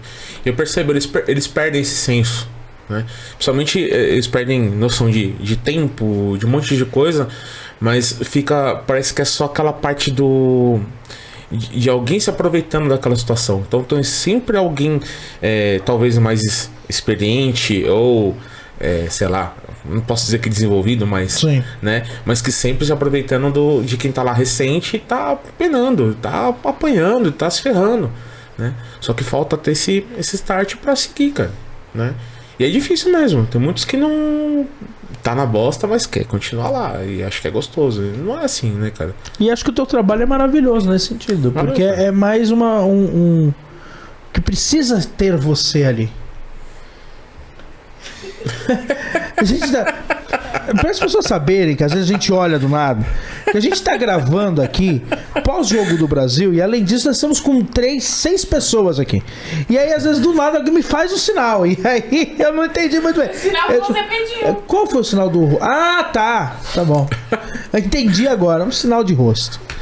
Mas eu acho que é legal, porque se você às vezes não tivesse disponibilizado aquele momento de te instalar, né? Agora eu vou pegar, agora vou pegar, não vai ter jeito. Mas por exemplo, esse espírito que foi ajudado nessa última mesa só tinha você. Se você não tivesse ido, talvez esse espírito não tivesse sido ajudado. Sim. É a realidade. Sim. E aí entra naquilo que a gente volta a falar sempre. Eu, na minha vida espiritual em 19 anos, eu só falto no terreiro hoje em dia uma semana que eu tiro pra viajar em agosto. Que eu já faço isso com uma rotina e todo mundo sabe. Sim. Eu tiro uma semana em agosto pra poder descansar. E a mãe Priscila briga comigo toda semana, porque toda viagem. Porque mesmo que eu esteja viajando, eu sempre tô mandando mensagem pra algum filho de santo. Eu sempre procuro. A última, esse ano, eu queria botar as câmeras, ela que não deixou. Aí eu falei, pô, vou botar as câmeras aqui. Ela falou, para com isso, você tem que desligar também. Né? Queria ir na quarta e eu não fui. Eu acabei indo, né? Na quarta, eu não fui. Não fui. Fui quase algemado pra não ir. Então, assim, eu não gosto de faltar. Mas mesmo nesses 19 anos, com a casa do meu pai, as minhas faltas não enchem uma mão. Sim. Mesmo em vários momentos. E assim, momentos mesmo. Eu tive uma internação de 7 dias com pancreatite. A minha avó foi lá na Porto Terreiro pra me bater. A minha avó. E pra quem conhece minha avó, sabe que minha avó bateria. Porque eu, 7 dias internado, perdi 14 quilos em 7 dias. Eu cheguei do hospital 2 horas da tarde. Quando era 6 horas, eu tava incorporado com o pai João atendendo as pessoas. Ela falou, você é louco. Meu pai internado na UTI, eu no terreiro. Com a cabeça a mil. Lembro o médico, pô, você não tá... Não, só acreditar que aqui eu vou ajudar meu pai mais do que numa recepção de hospital. Eu não entendi a Umbanda. Sim. E não é porque eu seja diferente, não. É porque eu acredito nisso. É isso que eu tento passar para meus filhos. A responsabilidade. Para nós, às vezes, é apenas uma gira. Mas para muita gente não é. Sem dúvida. Para muitas vezes, para muitas pessoas, aquela é a gira. Não foram poucas pessoas nesse decorrer de anos de Umbanda que eu já vi que falavam assim, olha, eu tentei me suicidar. E essa segunda-feira eu falei, não, eu vou pro terreiro para tentar resolver. E aí acabou passando com uma entidade específica para trabalhar com aquilo. E aí se aquele médium naquele dia falasse, hoje eu não vou porque, sei lá, eu tô cansado, vai passar um filme na tela quente que eu gosto. É responsabilidade. Sim. A gente escolhe ser médium, né? E tem um médium que passou pela nossa casa que ele falava muito isso. Ser médium é entender que você, durante alguns momentos, você vai ter que se privar na sua vida de algumas coisas. Faz parte. Faz parte. Faz parte. Eu preciso entender isso e eu preciso entender que pra mim às vezes é uma gira. Você se emocionou aqui 2 vezes. Mas quantas e quantas pessoas já não se emocionaram com você cantando ou tocando?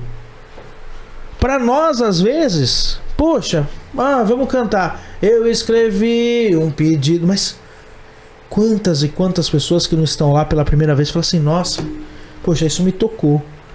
Isso me mudou. Esse é o trabalho mediúnico, né? Querendo ou não, o trabalho da Umbanda é mudar vidas. Por mais que às vezes a gente nem imagine que está mudando. Mas estamos, né? Até é legal de eu falar isso. Uma pessoa que eu mando um abraço, que sempre acompanha aqui, que é a mãe Yara. A mãe Yara, ela é lá do Rio Grande do Norte. E um dia eu fazendo uma live, era 3 horas da manhã, que a gente fazia uma live chamada Live do Marasmo. Era 1 hora da manhã e a mãe Priscila abria a câmera e a gente ficava conversando. E por incrível que pareça, a gente terminava 3h30 na pandemia. Tinha 100 pessoas assistindo. E numa dessas madrugadas, a mãe Yara mandou assim, poxa, meu pai desencarnou essa semana e eu não sei o que fazer.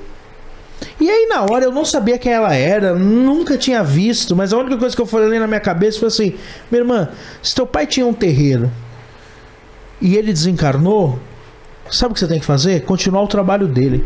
Porque com certeza tem muita gente que precisa ser ajudada pelo seu terreiro. E até hoje ela vive falando isso. Nossa, pai Léo, o senhor mudou a minha vida. Porque naquele dia eu entendi o terreiro e o terreiro continua aberto. Legal. Pra mim, eu não tinha a menor ideia de quem eu tava falando, pra quem eu tava falando. Eu poderia muito bem ser leviano e falar, não, olha, Yara, mãe Yara, naquele momento alguém aqui me assoprou. Mentira! Ninguém tava me assoprando nada. Era apenas um médium 3 horas da manhã falando uma coisa que achava. Sim. Mas às vezes é um pequeno ato pra nós que pro outro tem um tamanho que é imensurável. E eu acho que é isso. Acho que isso é ser médium. Sim. É ter essa sensibilidade, né? E essa acessibilidade também. Sim, também. Né? Esse acolhimento, acho que isso faz parte.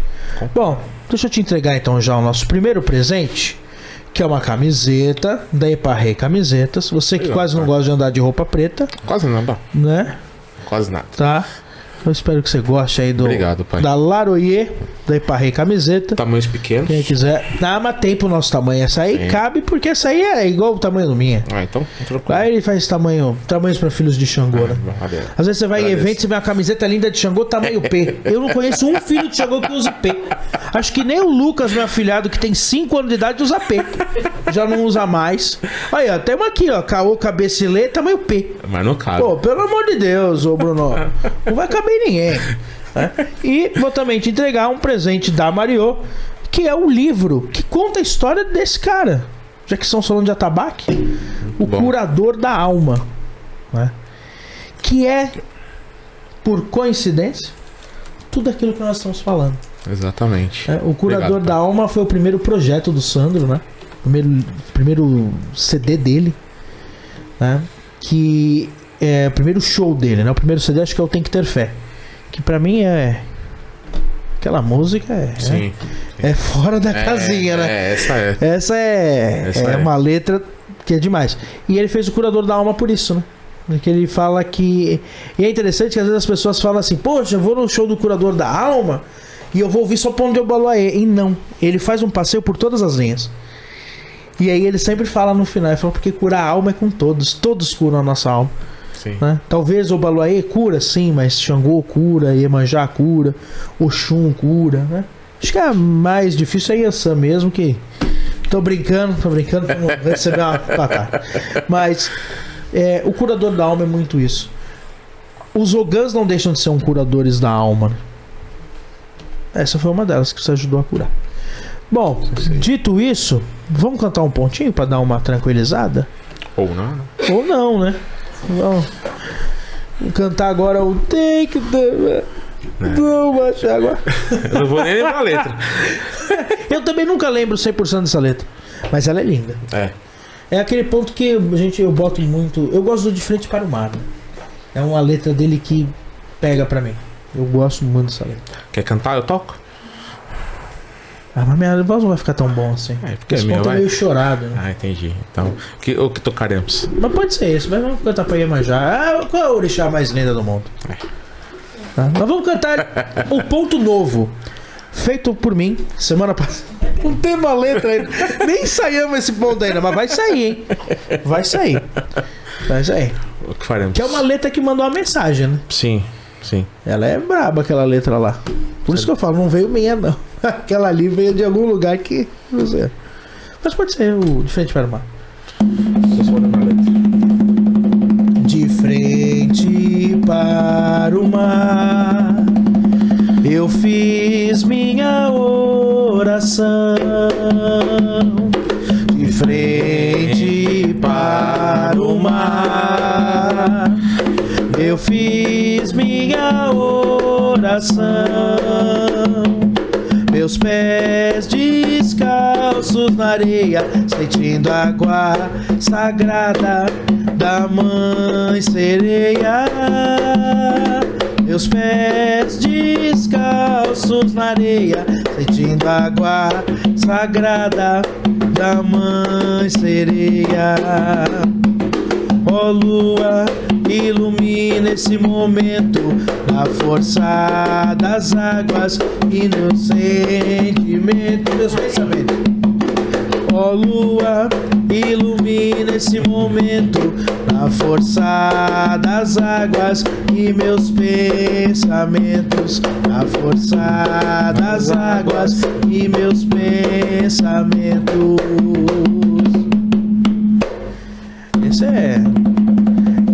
Chegar lá na festa de Iemanjá pra cantar é pesado, né? Pesado. A gente fica mais chorão nessa época, mas é que tá acabando o ano.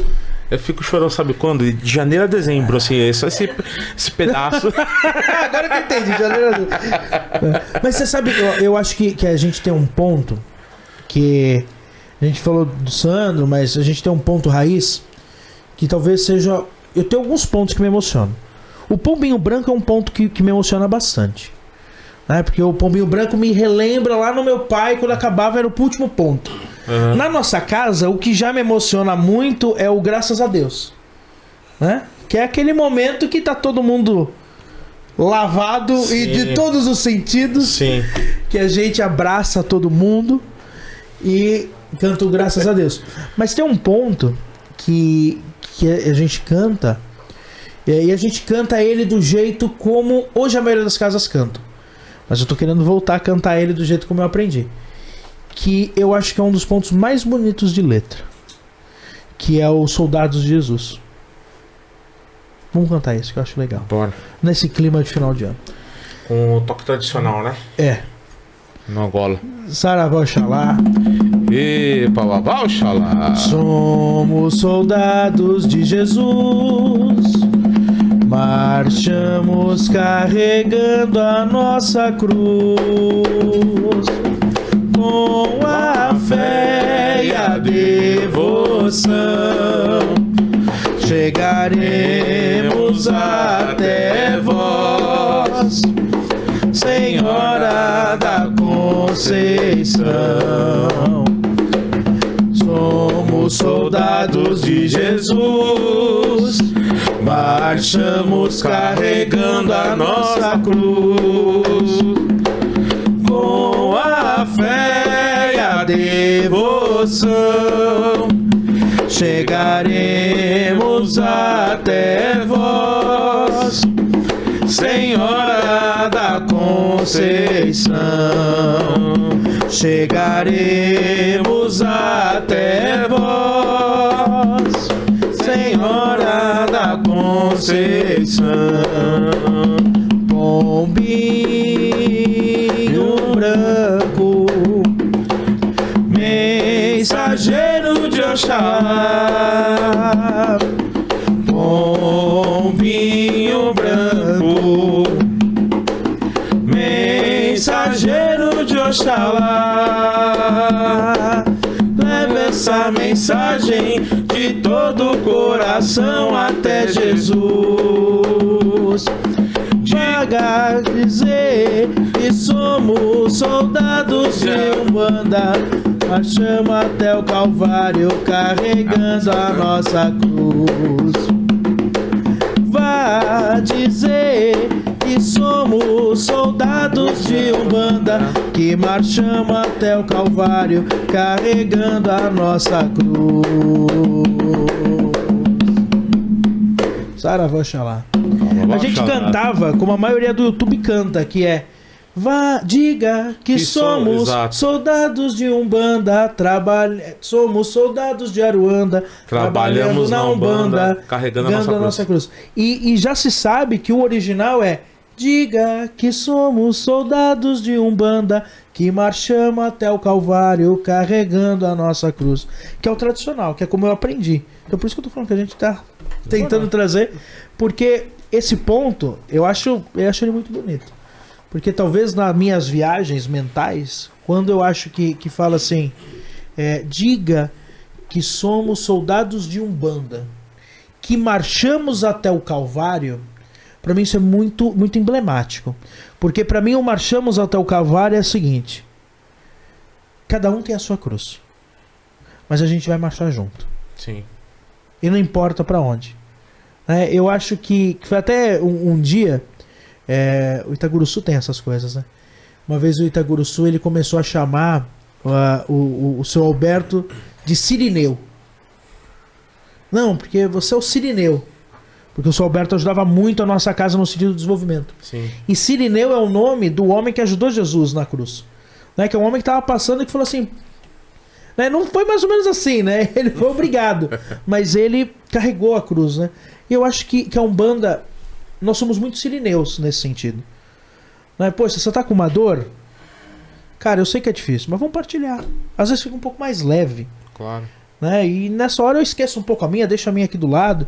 Vamos fazer 2 viagens, a gente vai, leva a tua, na volta Sim. a gente pega. E quando a gente voltar, com certeza vai ter alguém para me ajudar. Às vezes você vai me ajudar. Acho que a Umbanda nos ensina muito isso. Tô gostando muito desse programa por causa disso. Acho que a gente tá encerrando esse programa nesse ano.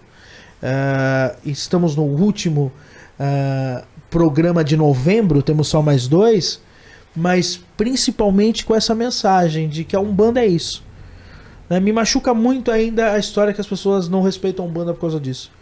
Porque a gente toma pedrada, a gente apanha na rua, a gente sofre violências, porque a Umbanda sofre, apenas porque a gente quer o direito de ajudar o próximo. Exato. A gente nunca quis outra coisa.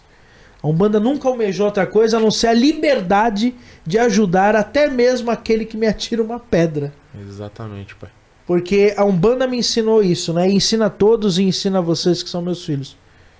E principalmente o pai João me ensinou muito isso. Ajudar até mesmo aquele que vai me tacar uma pedra.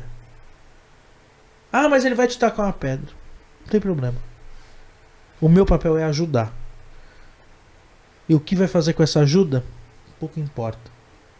Né? Eu tive alguns professores que me ensinaram isso.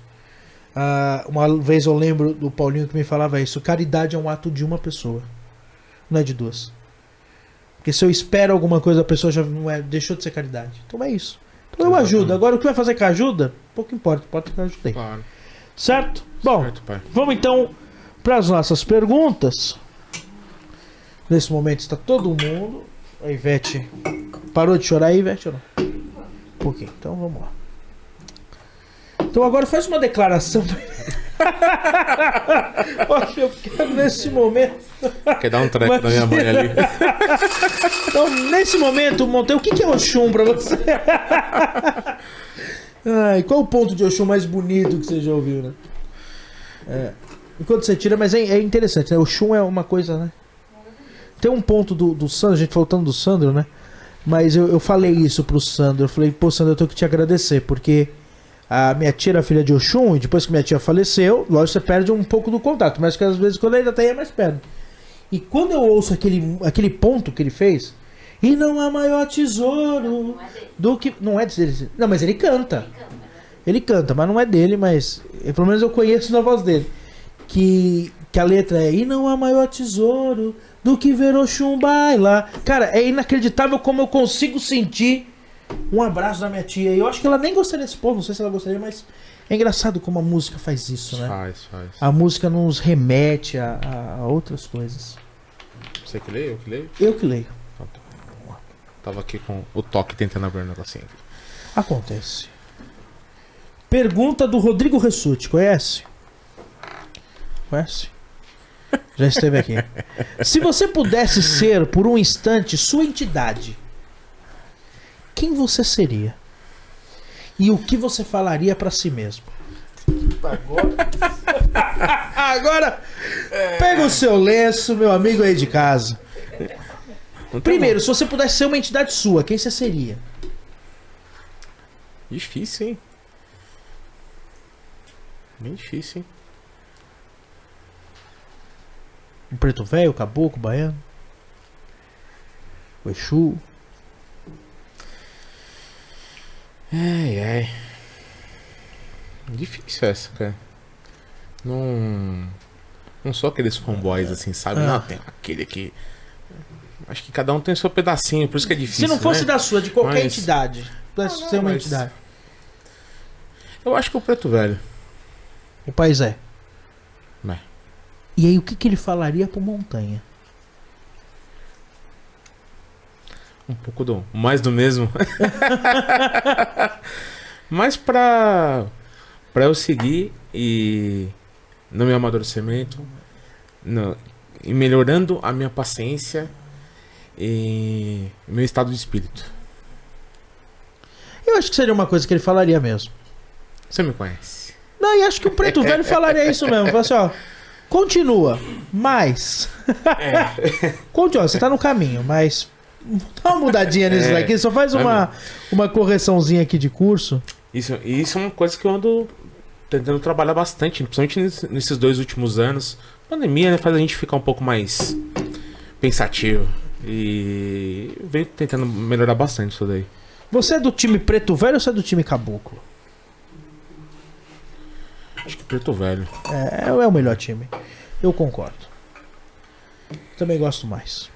Adoro o seu Itaguru-Sul, seu Pena Amarela. Tem uma fé tremenda neles. Mas o Pai João é o Pai João. Por mim, eu usar uma camiseta Pai João Futebol Clube. Que... Agora a bolinha polêmica. Polêmica sobre a nossa religião. Queremos saber o que o Montanha vai falar de polêmica. Mas Enquanto isso, se você quiser, se inscreva no canal, ativa o sininho, dê o joinha. Redes sociais do Montanha, Ogan Montanha, @Ogan Montanha no Instagram. Tem que montar, né? Porque as pessoas, pra botar ele tocando, vão montar aí, ó, o pessoal do... Então, a partir de agora, vai lá ser o primeiro inscrito dele. @Ogan_Montanha. Vai lá. Que você vai... Nem sei se está disponível, mas deve estar. Se não tiver, parecido com isso. É o seguinte... Olha aqui embaixo da descrição que vai estar certinho. Mas é isso, Ogan_Montanha. Eu tenho o ponto, que o Monteiro também já tá dando aula de atabaque, quer fazer aula com ele ano que vem. Já sabe. Como você vê o jogo de búzios na Umbanda? Você acha legal ou não? Pode ser sincerão. Cara, eu acho que tudo que... Eu tava abstraindo, né? Tudo que é feito com... Acho que com amor, carinho e pensando no bem do próximo, eu acho que é válido. Você só não pode se aproveitar disso pra qualquer outra intenção que não seja essa. E a gente sabe o que acontece, né? Sim. Não sou contra. Eu acho que a gente é uma religião que tem muitas raízes, vertentes. E eu acho que faz parte possivelmente ter uma raiz que trabalhe com isso. Não vou levantar a bandeira, não, é proibido, não. Eu acho que faz parte, por mais que não, que seja muito provavelmente venha importado no candomblé, alguma coisa assim, né? Numa raiz africana mais... Como um monte de coisa vem importada. Exato, né? Mas eu não crucificaria. Mas é isso. Eu acho que as pessoas ainda acabam utilizando isso numa forma não tão sadia, né? Às vezes acaba se aproveitando um pouco e acaba banalizando como diversas outras coisas, né? Você tá bem Ronizinho Paz e Amor hoje, hein? Ué. O ensinamento que eu acabei de vendo? falar, tá vendo? Tá aprendendo. Tá aprendendo. Tá aprendendo, velho. Ronizinho Paz e Amor. Quero ver esse Ronizinho no dia a dia, Ivete. Ele tá paz e amor mesmo? Ele tá bem bonzinho. Mudou. Mas tá Eu vendo? sou um anjo. Olha, só falta arrumar agora a asa. Bom, agora é o seguinte. Entendedores entenderão.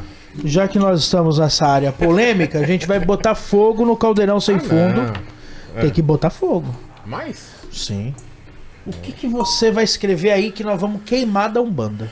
O que você acha que a gente precisava queimar que não precisa mais da nossa religião? A gente tem que tirar da nossa religião. Agora o Ronizinho Paz e Amor. Tô com a mão até suando. Eita, beleza. Uma coisa só? Pode ser mais. Só não pode ser o nome de ninguém. Porque já deu muita briga isso aqui. Não, aí seria sacanagem. Ego barra soberbia. Pode ser. Isso aí. Esses dois. Você acha que a Umbanda ainda tem muito ego e muita soberbia? Acho que sim. E nós somos dois filhão de Xangô, que tem ego e soberbia pra caramba. E quem disse que a reforma não pode começar pela gente? Aonde você acha que ela começa a atrapalhar? Eu acho que... Vamos queimar. Faz favor. Chama o bombeiro. Começando a queimar, eu acho que no começo do nosso assunto, isso já veio à tona em alguns momentos, né? Mas por onde as pessoas se preocupam mais às vezes com o próprio umbigo ao invés de querer ajudar o próximo, né? Às vezes se preocupa mais com, sei lá, em se vangloriar ou estar lá presente e executar a caridade, o amor, o carinho e acolher alguém, ou às vezes até receber.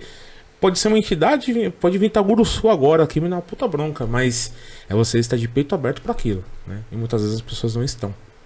Às vezes elas se prendem muito, né, com o que ela acha, com o que ela quer, com o que ela entende que é o certo, mas nem sempre é, cara, né? A gente tá aqui para acertar e errar, e muitas vezes a gente tá errando, por isso que a gente tá aqui, né?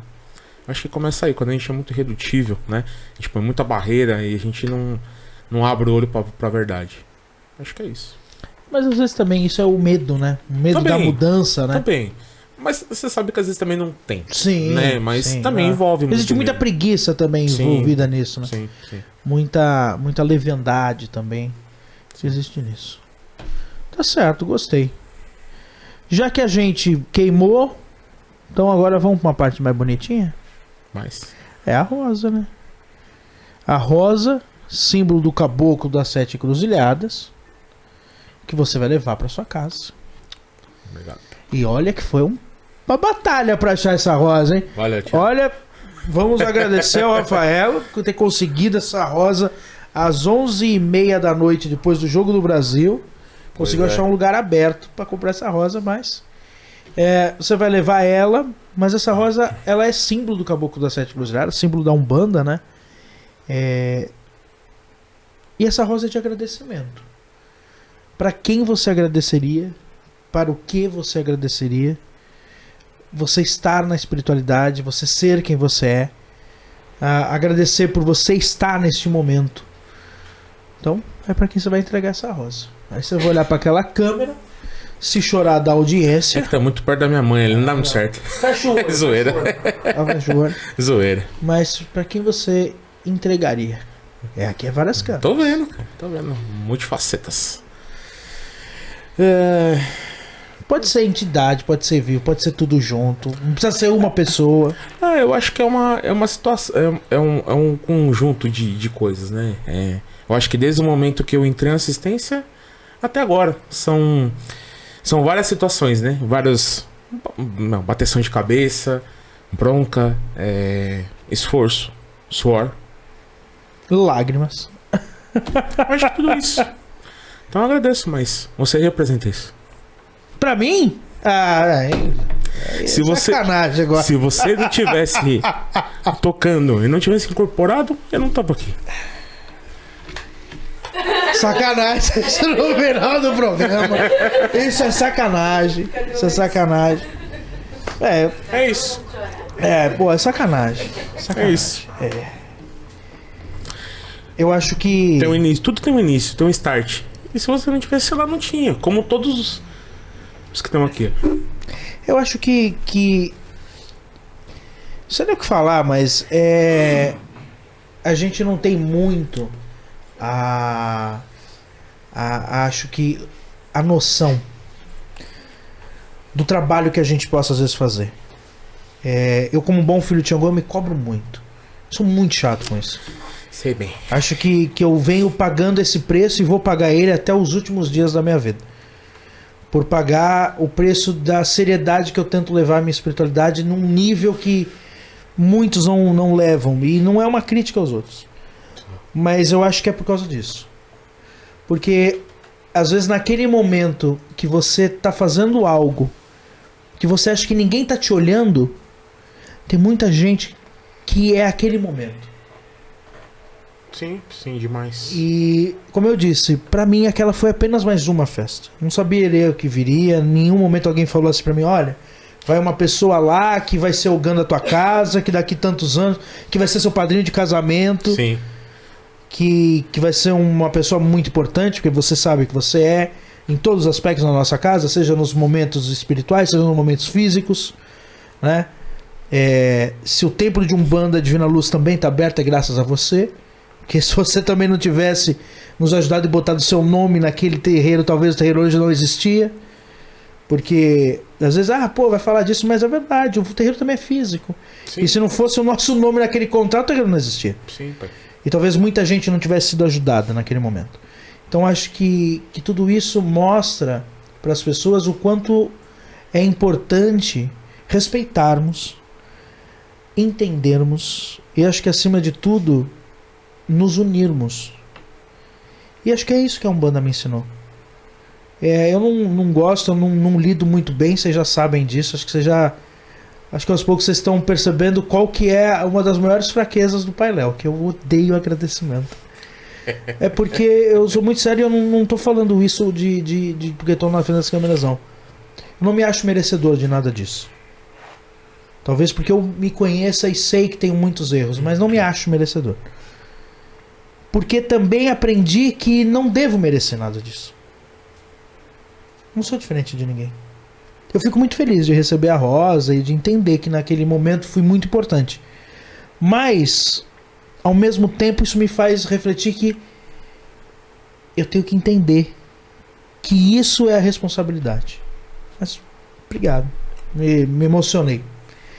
E acho que a Umbanda me ensinou isso. A Umbanda me trouxe e me traz pessoas maravilhosas. E você é uma delas, você sabe disso. Sabe o quanto eu confio e não é uma das pessoas que eu não meço pra falar que eu amo, né? Às vezes a pessoa fala assim, outro homem eu falo pra todo mundo, não tem problema, mas você sabe que é uma pessoa que eu amo, então sabe que eu te amo mesmo, porque existem pessoas e pessoas. E eu respeito a todas. Mas existem pessoas específicas que nos piores momentos estiveram ao meu lado. E você é uma delas. Eu nunca, por mais que nesses 10 anos, talvez em algum momento a gente tenha até se distanciado em alguns momentos, até se estranhado às vezes em algum momento, que você é turrão, eu também sou turrão. Mas a gente nunca brigou em 10 anos, a gente nunca teve um problema. A gente sempre foi muito confidente um do outro em vários sentidos, e num desses que é respeitar, amar, entender e principalmente confiar. Você, junto com outro grupo pouco seleto, são de pessoas que eu confio cegamente. Então, obrigado pela Rosa e você fazer parte de tudo isso. Certo? Sacanagem ter feito eu chorar, mas faz parte. Eu também sou filho de Iemanjá e canceriano, tenho esse direito de chorar. Certo, Ivete? Você tá um Xangô muito Oxum. Tô muito Oxum, tô muito espelhado.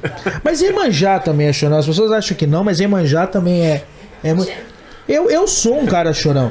A mãe Priscila, ela dá risada, porque as pessoas acham que às vezes não me conhecem muito, imagina. Mas eu choro vendo filme. Eu ainda choro. Eu chorei vendo um filme que até hoje eu não entendo porque eu chorei. Mas eu consegui chorar vendo o filme 12 é Demais. Sabe qual é o 12 é Demais? Aquele filme que eu não lembro o ator, que ele tem 12 filhos. Nossa. Eu chorei com aquele filme. E até hoje eu paro e já assisti outras vezes e falo assim, cara, por que eu chorei com esse filme? Então eu chorei com aquele filme. Ó, eu choro vendo Clique. Apesar que Clique também é um filme bem... né? É punk aquele filme ali. Mas, obrigado. Bom, Montanha, se eu quiser conhecer o Montanha, quais são as suas redes sociais? Já tem esse, já viu aí? Você tem esse Instagram? Não tem. Não tem? Então pode criar. Então, Ogan Montanha, só Ogan Underline. Só Ogan Montanha. Então Ogan Montanha. Então já pode passar. Já tá passado então. Beleza. Então no Instagram, @Ogan Montanha. Ogan Montanha. Vai ter vários vídeos que a Ivete grava do Montanha tocando a partir de agora e a gente bota lá no vídeo. Beleza. Mas é importante. Mas Montanha, obrigado pela sua participação. Espero que você tenha gostado. Sacanagem você ter feito chorar, mas tudo bem. E não foi tão difícil, foi? Tava com a mão suando. Piorou um pouco, mas tá tranquilo. Quer deixar uma mensagem pros umbandistas, pras pessoas? Pra quem tá começando num terreiro, pra quem tá perdido? Acho que só... Mas acho que só pra vida. Persistência, cara. Não desiste. Vai em frente. É isso. Às vezes é difícil, mas vai em frente. Uma hora, quando você menos espera, o negócio flui. Só não pode perder a mão. Bom, a gente sempre encerra com um ponto. Então pensa aí o que você vai cantar, pra quem você vai cantar. E, como você sabe, ele não vai cantar pensando. Não, né? Vai com essa história. Pelo amor de Deus. Nós temos que emocionar o público, fazer o público chorar agora. Toma um tapa de Yansan, né? Aí eu não canto. É uma boa. Não, qual que é aquele que você não conseguiu cantar quando você foi consagrado? Qual que era? Teve um ponto quando ele foi consagrado. Se eu errei, aqui estou. Esse é pesado também. É curtinho, simples, mas é pesado.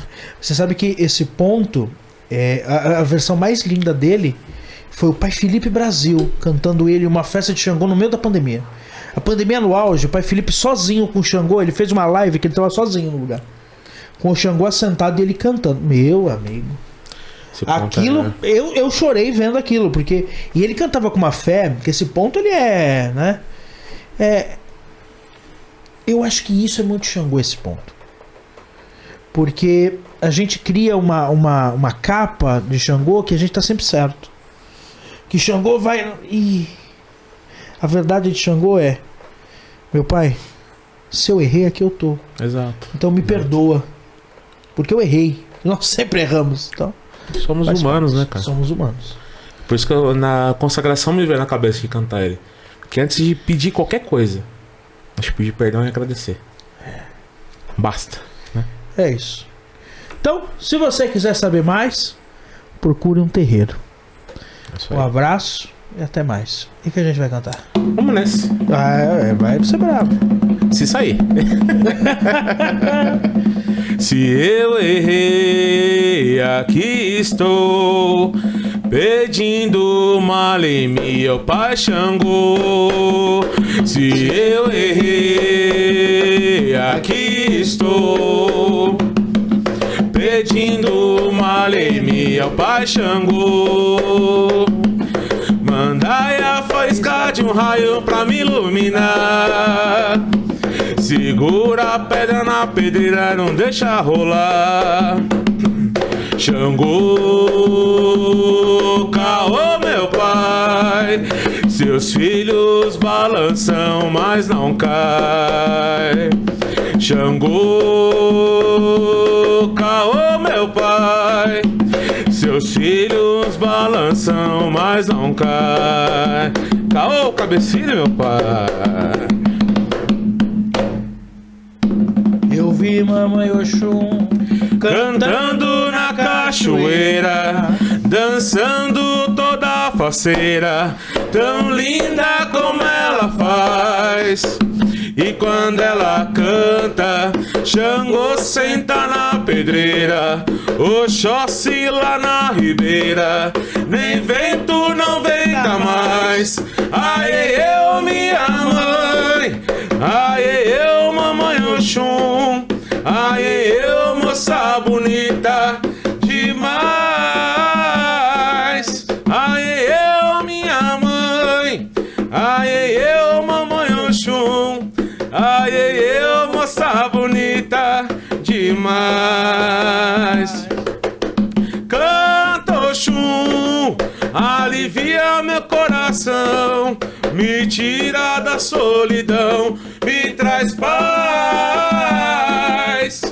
Canta, Oxum, alivia meu coração, me tira da solidão, me traz paz. Ai, eu, mamãe Oxum.